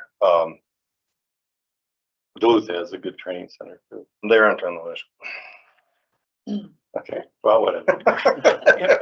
I'm assuming they're gonna use the people that are on the list, and SBM is one of them. Okay. But anyway, no, then Duluth does have a nice trainer.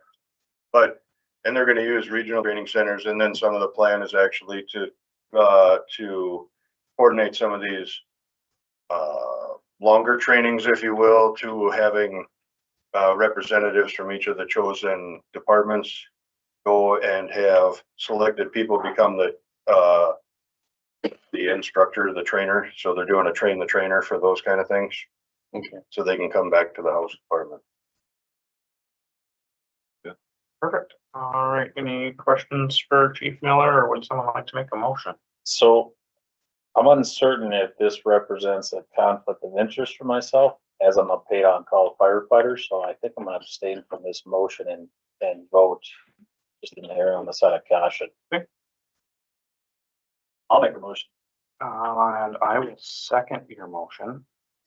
I'm assuming to approve. Yeah, I was just looking at what it's the Pine City Fire Department Strike Team Pilot Program. Had to find the line. All right, a motion from Dan and a second from Kent to approve Pine City Fire Department to join the Strike Team Pilot Program. Any further discussion? Hearing none, all those in favor, please signify by saying aye. Aye. Those opposed, motion carries. All right, and item number 9.4, ladder truck update.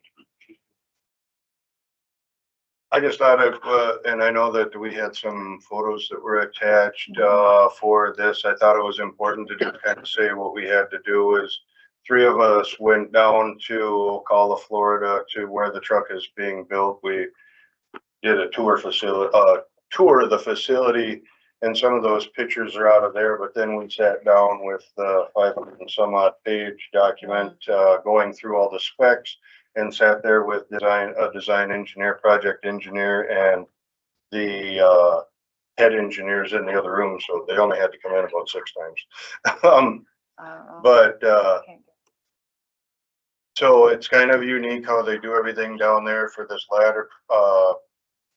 I'm sorry, we can't open it here, but when you go online to the agenda, I was able to open it. So And I was apologize. earlier too, so. Yeah, so I apologize, opened we it. can't. I haven't done it before. So in one of the photos, you'll see the frame of the truck. I can just go through here is on the frame of the truck. You'll see that's a full boxed frame. It's actually a full boxed frame that's then galvanized, then powder coated. That's why they cover it by their 50-year warranty. The turntable that goes on the back of the truck, it looks like a couple of ears and on a big circle there. That little light chunk of iron only weighs about 5,000 pounds.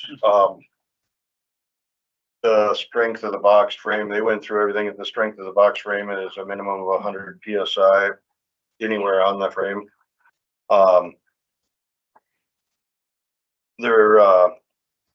The picture of all the ladders that are in the facility, they build all those in-house. Then they actually put a tag on them, and they roll them over to a different section, and a third-party inspector inspects them right then and there in the manufacturing facility, so they don't go anywhere until they're certified. And they do that with their cabs. I think I put a picture of the bare cab in there. They had to do a crush test on that cab. And when they sent that cab off for testing, they had to stop at 120,000 pounds set on top of the cab, and it didn't crush, and the doors will still function just fine. And I asked why they stopped at 120,000 pounds. They laughed, and they said because that's all the weight they had there. So it's very, very safe inside. But the one nice thing that I gotta say, it was very interesting and very worthwhile going down there because we were able to go back and forth to trucks that were in process of waiting to be delivered, trucks that were being built, and we could actually look at some of the configuration that we chose for where to have seats and cabinets and doors, and we actually got a couple things that wouldn't have been very user friendly that we chose. So the team is going through those and going to get us our information back here within about 5 to 7 weeks for any updates on there. So Just to clarify, none of the pictures of these, I got really excited when there was pictures attached. It was our truck. Our truck, correct? Actually, our truck is still slated at making its interest on it sitting down there. It's not slated to go into production until November of 27.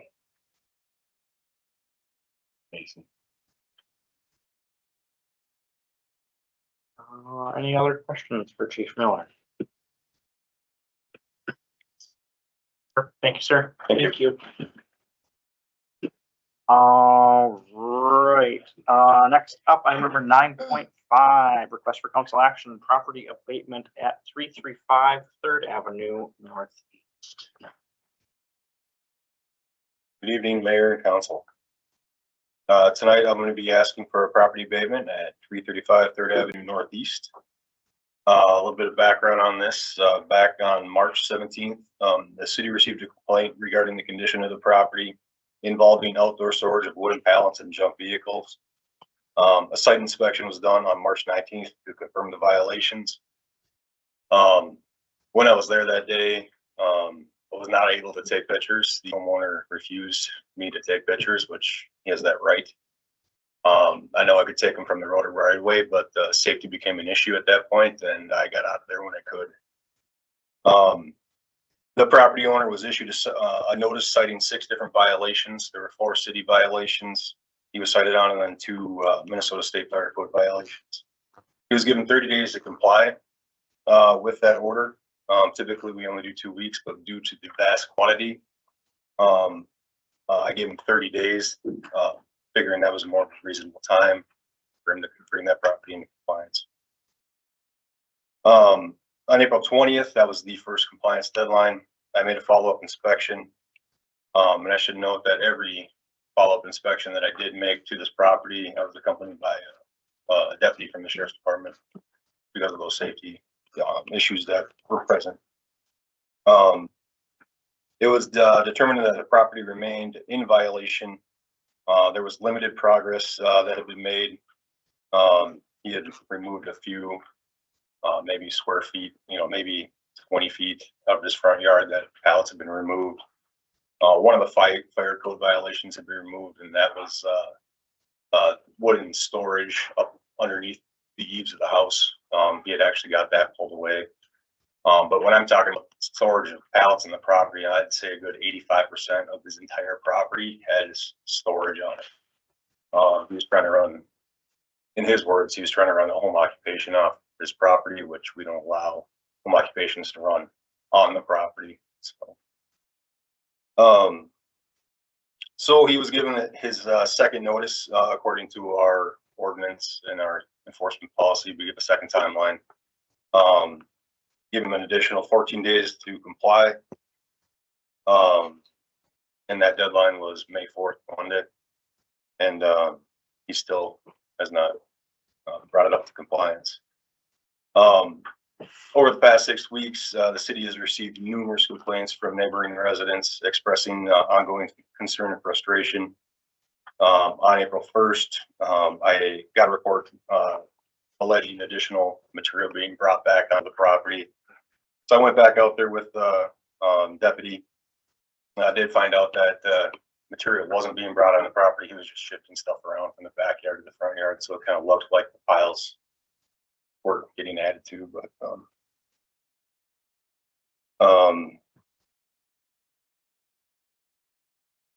so yeah, for fiscal impact, if the abatement is approved, I would ask, 3 different junk removal companies, to give me quotes on what that's gonna cost. And then, we would go with whatever is the best option for the city. We would then bill the homeowner that cost to bring that property into total compliance. If the homeowner fails to pay in a timely fashion, then we can assess the cost of the abatement to the property. I also think that it would be in the best interest to get the city attorney involved and get a court order, to get this stuff removed. Just, make sure we're following the correct process through this. And get the administrative warrant pulled. How long do we have to store this? So we're gonna get the attorney involved. Yeah. So, because it involves, pallet material, there's some junk vehicles, there's campers, there's boats, there's all sorts of stuff. Did you tell Jason he's not gonna have any storage room out of the public? We're gonna- You gotta bring that to him yet? So, I don't wanna break. There's all these little surprises, Jason, that come up when you get into a job. Anyway. Yeah. And of course, I do, I would code that under my professional services budget, and then anything for legal services, I have room in that budget for. And then, staff recommendation is that I would, I'd urge council to, review the continued noncompliance and authorize the property abatement at 335 Third Avenue Northeast in Pine City by way of resolution 2026-27. So, say you've had safety issues where you're going out there with the officer of the law at this point. If this was to move forward, how do we guarantee the safety of the company or the individuals that'll be out there performing work? And that's another reason why, like, getting that court order, and having the warrant would guarantee that we'd have a deputy there to serve that warrant. That way, if things did get out of hand, that he would be there. Do we need to wait on the property abatement until we have more information back from the county, city attorney, or are we clear to move forward with the property abatement and then? Authorizing the abatement, we can do that now. We just won't proceed with the abatement until we get the go ahead from the judge. Okay. I think, Mayor, I think it's imperative in these cases, and I've done several too, but you can't wait. And the risk to the surrounding property owners that live in that area, you could have an asthmatic, you could have someone that's immune compromised. And if we get a fire there, we could have some people being harmed very seriously just because of lack of action. And I don't think there's been a lack of action. I think he's taken care of it as soon as he was aware of it. So I would say, yes, we need to act. It's a shame that we have to upfront the cost, but that's just part of the nature of the business of being in the city. So if you're looking for a motion to approve resolution 2026-27, I make that motion. I will second it, but that warrant, is that included in your recommendation? I don't really see it spelled out, or is that part of it that you'd like to be added as part of that motion to involve the city attorney for the warrant? That would be added to my recommendation to involve the city attorney to proceed with the administrative search warrant. So do you need an amendment to my motion? I think you would need to amend your motion just to include the city attorney for the administrative warrant. I like the way he said it, so move what he just said. We can add that to it. And I'll second that amended motion. All right, we have a motion from Dave and a second from Kyle to proceed with property abatement and approve resolution 2026-27, but also reach out to city legal and figure out next steps. And Sounds good. wrap it up and up. Okay. This is the resolution. We'll proceed with the roll call vote. Dan? Aye. Dave? Yes. Kyle? Aye. I will also vote yes. That motion carries. Go get him, Tiger. Thank you. Thank you. Thank you. Stay safe out there. Yeah, that's. All right, next up, department reports. Are there any questions, comments, or concerns from the department reports? Thanks, everybody, for the information. Thank you. I gotta look here. Uh, I had a couple here. One for Lara about the security systems. Now I know I remember all the hazardous problems we've had there. And who caused them. But are we, and my question is staff, not just for the liquor store, but are we do we have any security systems anywhere else that are not functioning right now? Or what are we doing right now with security? We used to have cameras on the courthouse. We used to have cameras up at Hilltop. Is any of that stuff working? Do we have anything functioning right now? At the liquor store, the alarm monitor is working, and the cameras, all but one is working. I mean, I'm just amazed at. All right. To Mr. Hill's point, can we go through all the facilities that have cameras and can you tell us what is working and what is not working for the good of the order?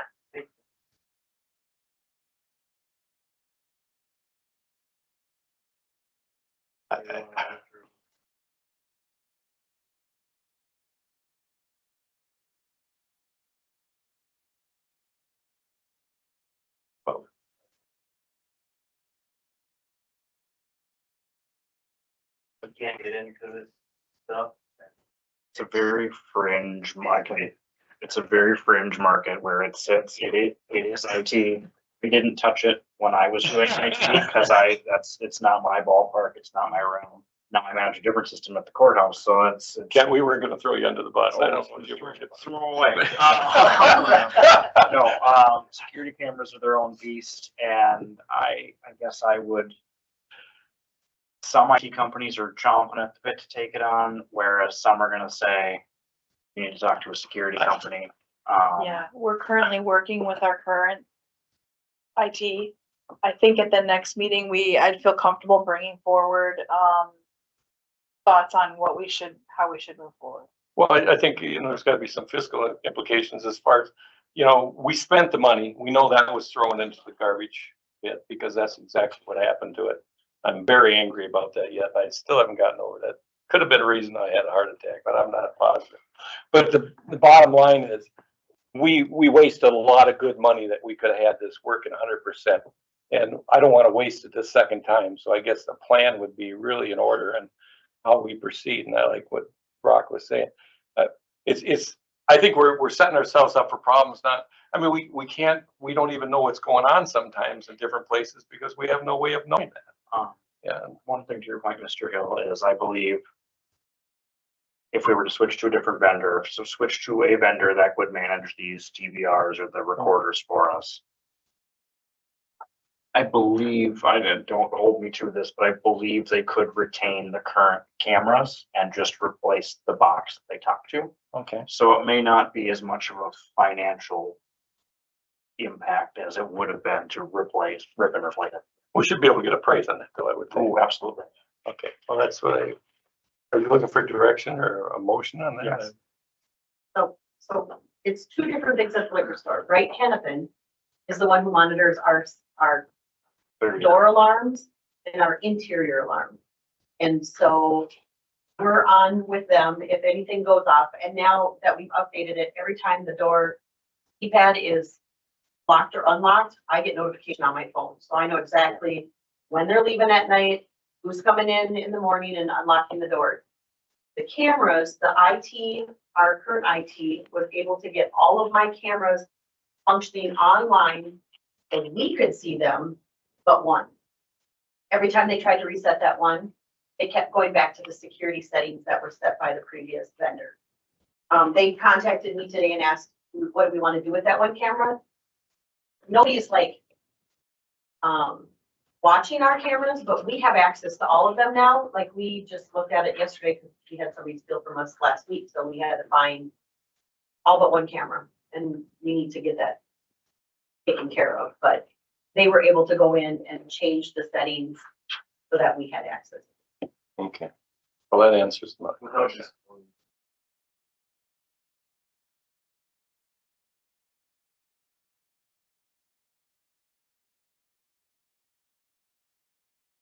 I like that. And with that wrap up, for any other questions for? One for Tabitha. I was looking at your report and there was some applications in process for, whatever, I guess there was some public hearings, Federated Co-op, Dale and then 300 First Street Southeast. When I guess I'm just curious, you know, they're all set up for public hearings on the 27th of May. When are we gonna get the information so we know what all these hearings are that, I guess I'm kind of You can curious. either watch the commission agenda, otherwise so when I send out planning commission agenda, it does come to council. It'll be on that. It'll be on It that. will be on there. Okay. And then you guys will usually get it the following week, or if it's a goofy kind of thing, it's 2 weeks later, essentially. I do know I have, one of the applications was rescinded from that department report, and one has just been on my department report for a while, I think since December, and she's just still waiting for some documentation, so. Okay, I was just curious. Seemed like a lot of stuff going on in one meeting, but okay. Any other questions for department reports? Hearing none, we'll move on to committee reports, and we'll start off with HRA. HRA, goodness, that was now like a month ago. HRA met. We discussed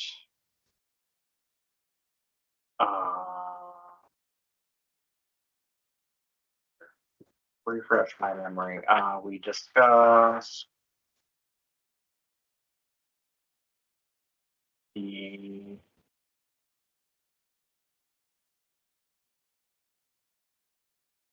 normal meeting minutes, discussed the city financials. We had to move some money we were out of, HUD said we had too much money in the general fund, so we had to move some money to the repair and maintenance fund out of the. I guess I have some questions about that, because I did watch the HRA thing, and it wasn't that HUD said we had too much money. It was that the management company said that we had too much money for HUD, and they were gonna reallocate funds to, I don't know, but it sounded kind of like we were trying to do some creative accounting to make ourselves more applicable to fund it. I was under the impression that it was HUD HUD was too large a cash flow to draw down. They're gonna draw down 40,000 of operating subsidy. They wanted to move the expense, take 30,400 to 6,400 to show HUD the need for the funds. There's some work done there a couple weeks ago. I didn't get a chance. Yeah, What was that all? There was one in one section of the building, so they had to rip up a bunch of the concrete floor and find, I don't know if it was a radiant heat pipe that was leaking or a hot water main or something that was leaking warm water. And find and repair that and repair the hole in the floor. Hell, it was built in the 60s. I can't believe it ready to go to hell now. It definitely sounds like it was in worse shape than Yeah, I think it is. what was originally said, but that point around drawing down the cash flow, I guess I missed the part where it was repair, but it sounded like they were trying to draw down the cash flow and make it more applicable to grant, and I have some concerns around that. It sounded that way to me too, that it was being drawn down to be able to qualify for more money. Is exactly what it sounded like. And those funds have been in that account. They've kind of rolled over from year to year if this is the funds that I'm thinking about. These funds have been rolling over for the foundation repair. That's what they've been held on to and earmarked for. And it was my understanding at the meeting that HUD had kind of just said, you got to do something with these now, or we're going to pull back. It was kind of how I understood that. So they probably spent a bunch on that one repair. Yes, said it was gonna be a large expense and they were estimating it at $10,000, but. Oh, easily. 10,000. I saw 2 different sandstone trucks go empty there this week, so. Investigating hotspots on At least one. I guess I would say it's not the way it sounded, but it would be nice to get some better clarification because it did not sound well. So, not asking to correct the language to make it sound even better, but I want clarification in my mind on what they're doing with those funds, and how those resources are being allocated, because to hear that did not sound positive in my mind. But again, it also sounded like the building is in a lot worse shape than what was originally thought. And that is concerning too.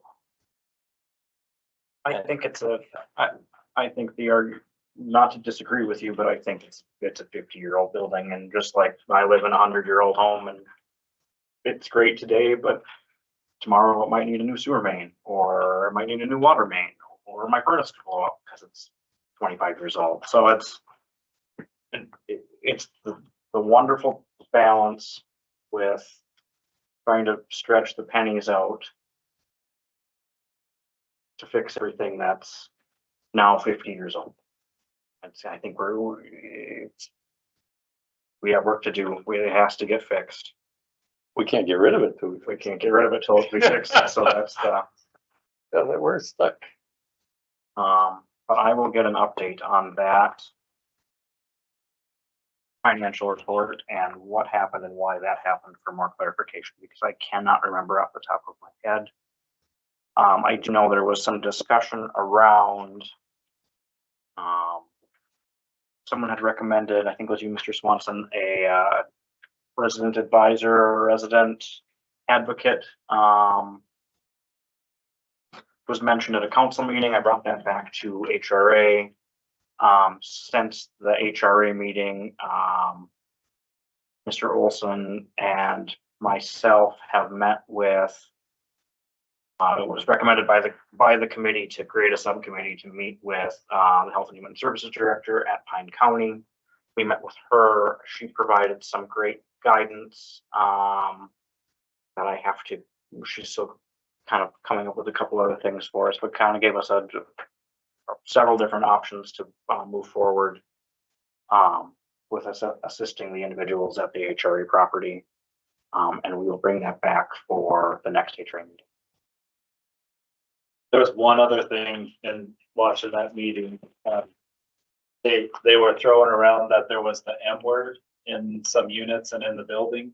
And I just want to make sure that if we're throwing the M word around, that was diagnosed and certified by a certified M word inspector. Yeah, the word that we all cringe every time we hear when it's. Gotta say Biological growth. That is very important to find out, because that could have long-term or very short-term, given the certain ages, consequences, and that's not something to mess around. So if that is a consideration, I would certainly like to find out sooner than later. Yes, and I think we should be testing for all sorts of things already with that grant application. So we can bring a. I think they mentioned having that test. Watch that meeting.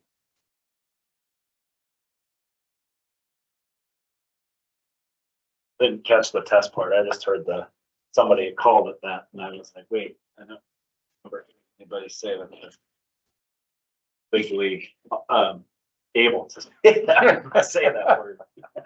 Yeah. Just want to make sure that's. Perfect. I will bring back more information. Do you want me to bring that back to the next council meeting, or can I send it to Marcy to distribute to you guys? I would like to see it at the next council meeting, Okay. preferably. I do appreciate that it's being broadcasted now. Yeah. That's helpful. Almost as many views as our council meetings. Did you notice that the first week? Yeah, all the HRA, EDA, and planning were similar in views to how council meetings get. So like 6? No, 30 to high 20s to low 40s. I'd rather watch John Wayne movies. And the first one. Can't see any purpose of that. All right, EDA. Do we have any updates from EDA? EDA, we talked about financials, and we talked about the Orvis property just a little bit, nothing new there.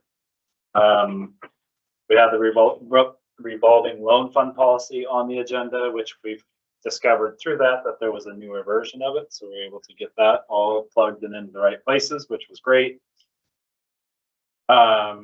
There was a lot of interest in the special work session that we had as a council. There was many questions directed about that.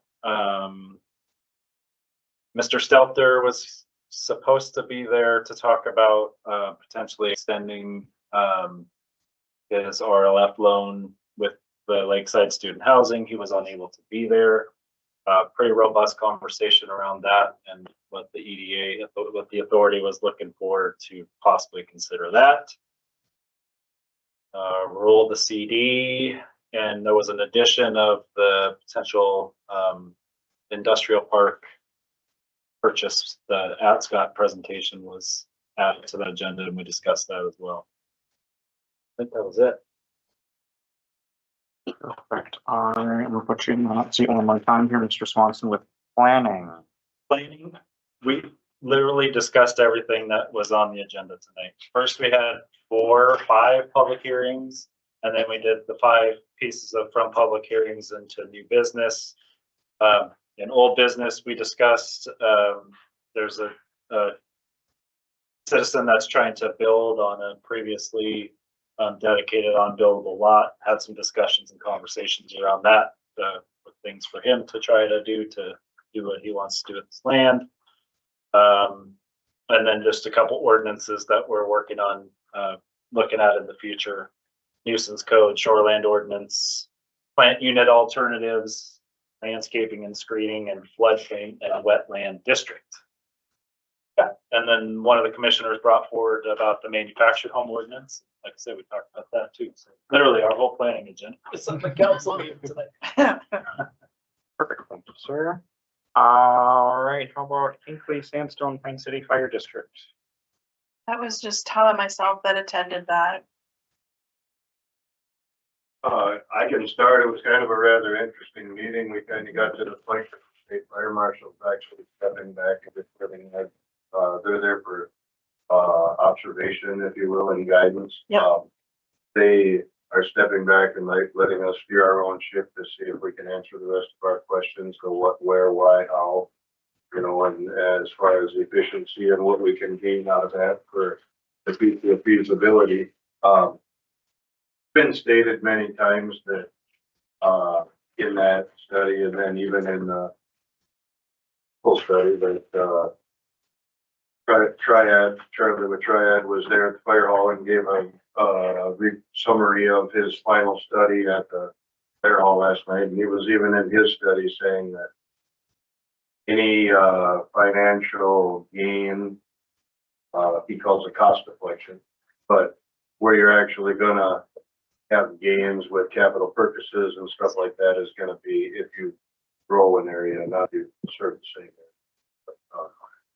area. It was very interesting. We all have assignments. We're going to start going as far as pulling data for historical run data for 5 years for each department, budget data, pulling our resources that would be there as far as the buildings, the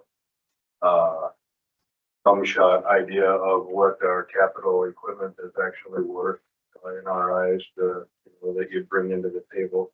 We'd have to have some kind of a balance sheet with that if you, but I don't know, Marcy, did you have anything else to add to that? It was very productive, but we have homework. Yeah, we have homework, and our next meeting is the end of May. Yeah, we made the mission, kind of a mission statement that we've been working on to forward to all of our councils. It's productive, very productive meeting. Awesome. I apologize, I couldn't be there. I had the kid on. I hope to have some next voice. Does the interest level with all the parties involved in these discussions still seem to remain high and optimistic for future? That's really Very, I would say it's very high and optimistic, and they truly want to investigate to see what this could. really good to You hear. know, there's obviously no commitments, no thought commitments, but just trying to see what would there be potential savings? What would it in the future look like? What would it look like if the 3 departments joined into one organization, and then you did start putting substations in the median areas as well. But if other departments, all of a sudden wanted to join, and there's a lot of layers on that. What I appreciate is it's a room full of people who respect each other and respect each other's opinions and have similar goals, but everyone's voice matters and it's very enjoyable. We're all looking at the similar problems. I mean, escalating prices, manpower shortages. But I think what's nice is the respectfulness. Right, I know. Yeah, I yeah. mean, we're all looking at that and they all understand that. They can see where the benefits of having daytime firefighters pulled from 2 or 3 different communities could make a big difference. And dare I say, I feel like we're out in front of it a little bit, perhaps, which is a good feeling. Perfect. Thank you, guys. All right, item number 12.1 under work session planning. Set 2027 budget work session, May/June. I threw it in there for discussion. Again, like we just said, stay ahead of it. I don't know if you want to just look at your schedules, or we can even bring it to the next agenda to look at when we'd want to have our first work session. Can I, Please, after the May- audit, I would say. Which is when, The 18th and 19th, so. do we want to maybe consider doing a work session with beginning the budget and maybe after the fire district results? Or is that too much in one meeting? the fire district's on the 13th, so. Yep. And the following Monday, Tuesday is our audit, and staff, a good chunk of staff will be very focused those 2 days. Yeah. We got meetings. That's also a council week. For the end of the month? That week, 25th to the 30th is not super great for me, but I can, I'm solo parenting all week that week, so I can, adjust if needed, but, or I could appear remotely, or I could bring a fifth council member along. But if we could avoid that week, move into the first week of June, that would help. We get the council on the 3rd. So how about would you like me to just bring this back to the May 20th meeting and make a final decision then for a work session? We'll probably have a better idea. Okay, yep. One thing that would be nice, just to give staff an idea of what we might be looking for, is can we kind of give you, can we look at a possibility of an outline so that we don't just show up at the work session and say, what would you like to talk about? Has happened on occasion, so. Yeah, I mean, what are our goals for that first workshop meeting? Have a goal from each of the departments on things that they want to see for improvements? I guess, and this is just the way we do it at the county, is we start out with everybody's shoot for the moon. And then peel back what we have to peel back from there to align with number goal that county commissioners are comfortable with. But I don't know if we want to mirror that process here and kind of start out with everybody's hopes and dreams and peel back until we get to where we need to be. Preferably high level bullet points, so we don't get super down in the weeds. Yeah. Not that I don't mind the 5 pages of paragraphs, but. Something to consider too is maybe split it in half, where you have half the department heads shoot to the moon with you, so it could be in an hour and a half work session. Yeah, I would like to see, I don't know how we facilitate it, but at the first one, I've heard in other communities that public gets a chance to say how they would like to see their tax money spent. Like maybe it's a park, maybe it's a road that needs to be fixed, maybe it, where they would like to see the investment. there's some, would I see somebody have? He said it was That's the district. There's always Zero influence. There's always one of the. I don't remember what community I was just reading about. Oh, it might have been in an LFC letter. that, some communities do, they have a budget committee and they meet, and then, yeah, exactly, they're open to the public, so anybody can come, so you can say, I need a new stop sign on my street, so make sure you build that into your budget, or a new park, or all these things, a new street reconstruction. And again, in line with the Shoot for the Moon meeting, you know, it's at the beginning, Shoot for the Moon, it's an opportunity to engage and hear, or maybe nobody shows up for. So I really like that idea. I think we should set it as a 2-hour meeting and have the possibility that we would listen up to 2 hours from the public. However, we don't get 2 hours of the public. If staff has their Shoot for the Moon list, they would just throw it out there, and after we go through those bullet points, if we're still under the 2 hours, we just adjourn and we'd be done. But I do like the idea of giving that kind of roundtable option for citizens to come in, but I'd want to try and limit it to, I don't know, 3 minutes so we don't go out in the weeds.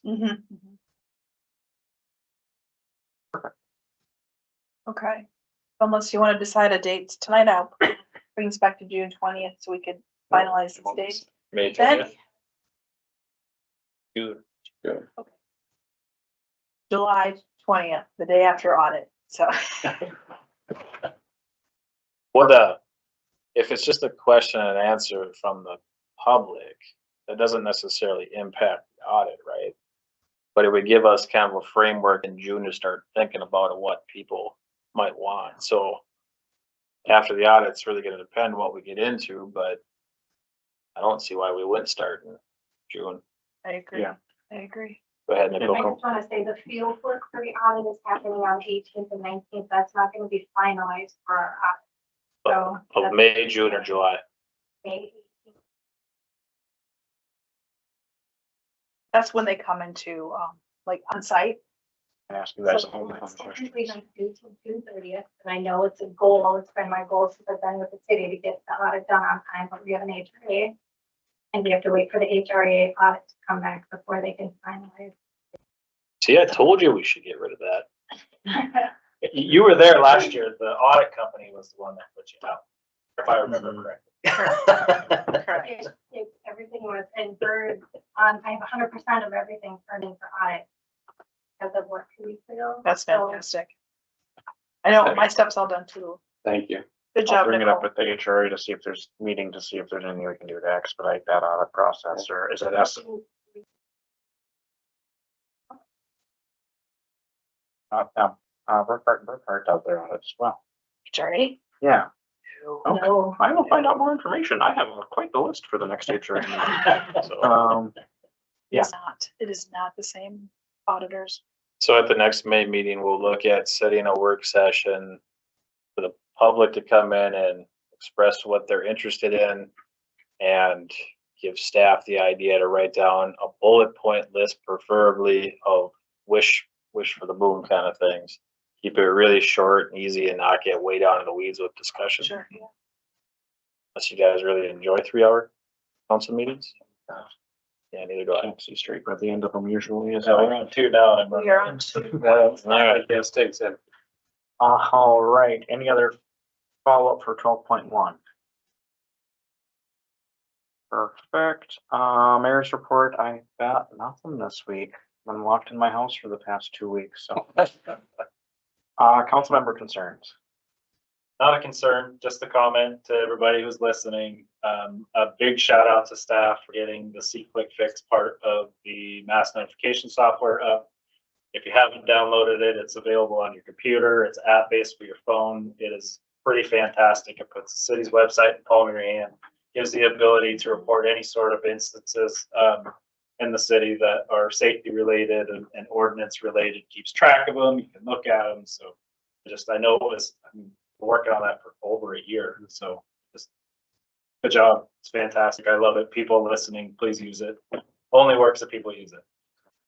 It's awesome. It'll help us keep better track of ourselves It's too. simple. It's not, you don't have to be techie to use it. It's so.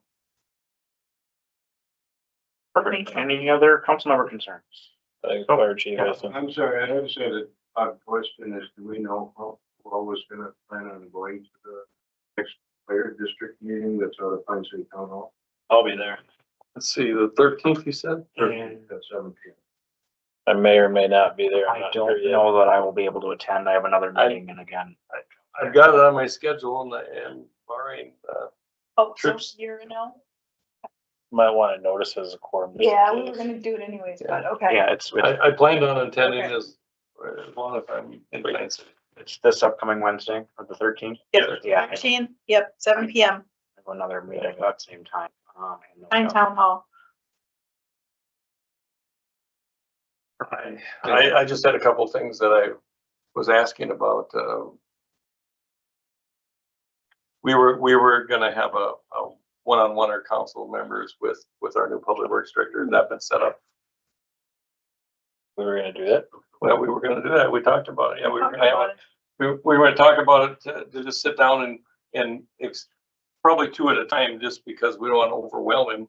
But sit, although it's kind of fun, but sit down and just kind of go through a little bit of, you know, what we expect. Well, not what we expect, but we know what the job has to be. He's the one that has to figure out how to do it. We just have to, you know, we have to put out our expectations and what we've been getting for complaints, and maybe he's heard the same thing. I don't know. But Cautionary point there, I go guess. ahead, go ahead. After our last code of conduct, I feel like that might be getting into a gray area for possible direction. If we're doing 2 council members, so if we're gonna do it, either we should route all our ideas to the city administrator, or we should have a quorum meeting and just put them right on the hot seat in the front. It just is fine with me, but I think there's some stuff that has to be said. And I understand all this conflict stuff, but I still think there's something that needs to be said, and some of it's history. I think a little history doesn't hurt. You know, I'm good at history, so I've been here longer than the dirt in the ground here. But I think it does make a difference to give someone a little bit of idea what's happened and what, I mean, is there specific concerns that we could just address now, or if we can't address them publicly, I don't know that they should be. well, no, I think it needs to be put on the agenda. So I like the idea, but just put it on the agenda. That's a good idea. There's nothing wrong with that. A couple other things. Where are we with the sewer and water study with the Cross Lake and Pokegama Lake? Cross Lake, haven't heard back. Initially, Pokegama sent in a data request. I let you know about that. Yeah. And we answered it. It was information we did not bill for because it's going to be incredibly helpful for us as a city moving forward, doing the annual reviews of and reassess their fees. So we did not bill for that service. However, last week we received a very large data request from Pokegama Township, and I let them know we've received it. It was very large, and we were in the middle of a billing cycle for the utility billing. We're in the middle of the audit, so I let them know that it will not be in the time frame they've asked for. So that's where we're at with that. Well, then it just seems to me we're spinning our wheels and we're not getting anywhere with this. I mean, the goal was to get the income that we deserve and we've earned. The first billing went out. So, Not to disagree with you, Dave, but we set the prices and we said what it is, and so we've done everything we can do as a city at this point. And what was interesting though, and also Ellers has said this in the water study, was that the rates should technically be even higher. And when Public Works did all the research gathering for that initial data request, it did show that. So it's going to be a very helpful tool moving forward to reassess their rates annually, which is what our contract states it should be. Well, I guess if they pay them, then that answers my question. But if they haven't paid them, then that answers another question. So, okay, I guess that's all anyway. And then one other thing, I was going through my notes because I was throwing away stuff I should have thrown away a long time ago. Thomas Park, whatever happened to Thomas Park? Okay, I know this is digging up bones, but you know what? This is stuff that's gonna come back. I'm glad you brought that one up, because I totally spaced that out too. I just can't. All right. We've been, It's been ongoing. yes, so we've gone through some of the motions. As the attorney stated, we've sent multiple notices to the Presbyterian Church. We can't get any I feel like Can't we give it back to them? I feel like the attorney laid it out pretty clearly Yeah. on what our options were. We should just bring it back to a council meeting and execute one of those options. That's what I was thinking too, and I thought, well, what are we sitting on this for? I think we need to deal with it. Can we- Get it out there. Can we make a motion to bring that back to the next council Yes. I'll make a meeting note. to let's make an actual action? So I'll make a motion that we bring Thomas back. I'll second it. let's make the motion, whatever. Go ahead. You said, can we? You didn't say. All that you right, were now gonna- Motion from Dave, second from Let's Dan, get this crap. to bring back discussion on Thomas Park to the next council meeting. Any further discussion? All those in favor, please signify by saying aye. Aye. Dave, Those I hope in opposed. advance. Motion carries. Okay, that's all I got because I got tired of writing. And she says, shush. You can put some duct tape on your mouth. All right, any other council concerns? We'll go back to the front. Hearing none, would someone like to make a motion to adjourn? So moved. Motion by Kyle, do I hear a second? I'll second. Second by Dan. Any further discussion? Not all those in favor, please signify by saying aye. Aye. Those opposed? Motion carries. Really appreciate your notes, Mr. Thank you. I just get too much time on my hand when I sit in the chairs. What's it like to have? Well, it's not really a lot of time. I'm between medication. Just borrow from Peter to pay. Consultations.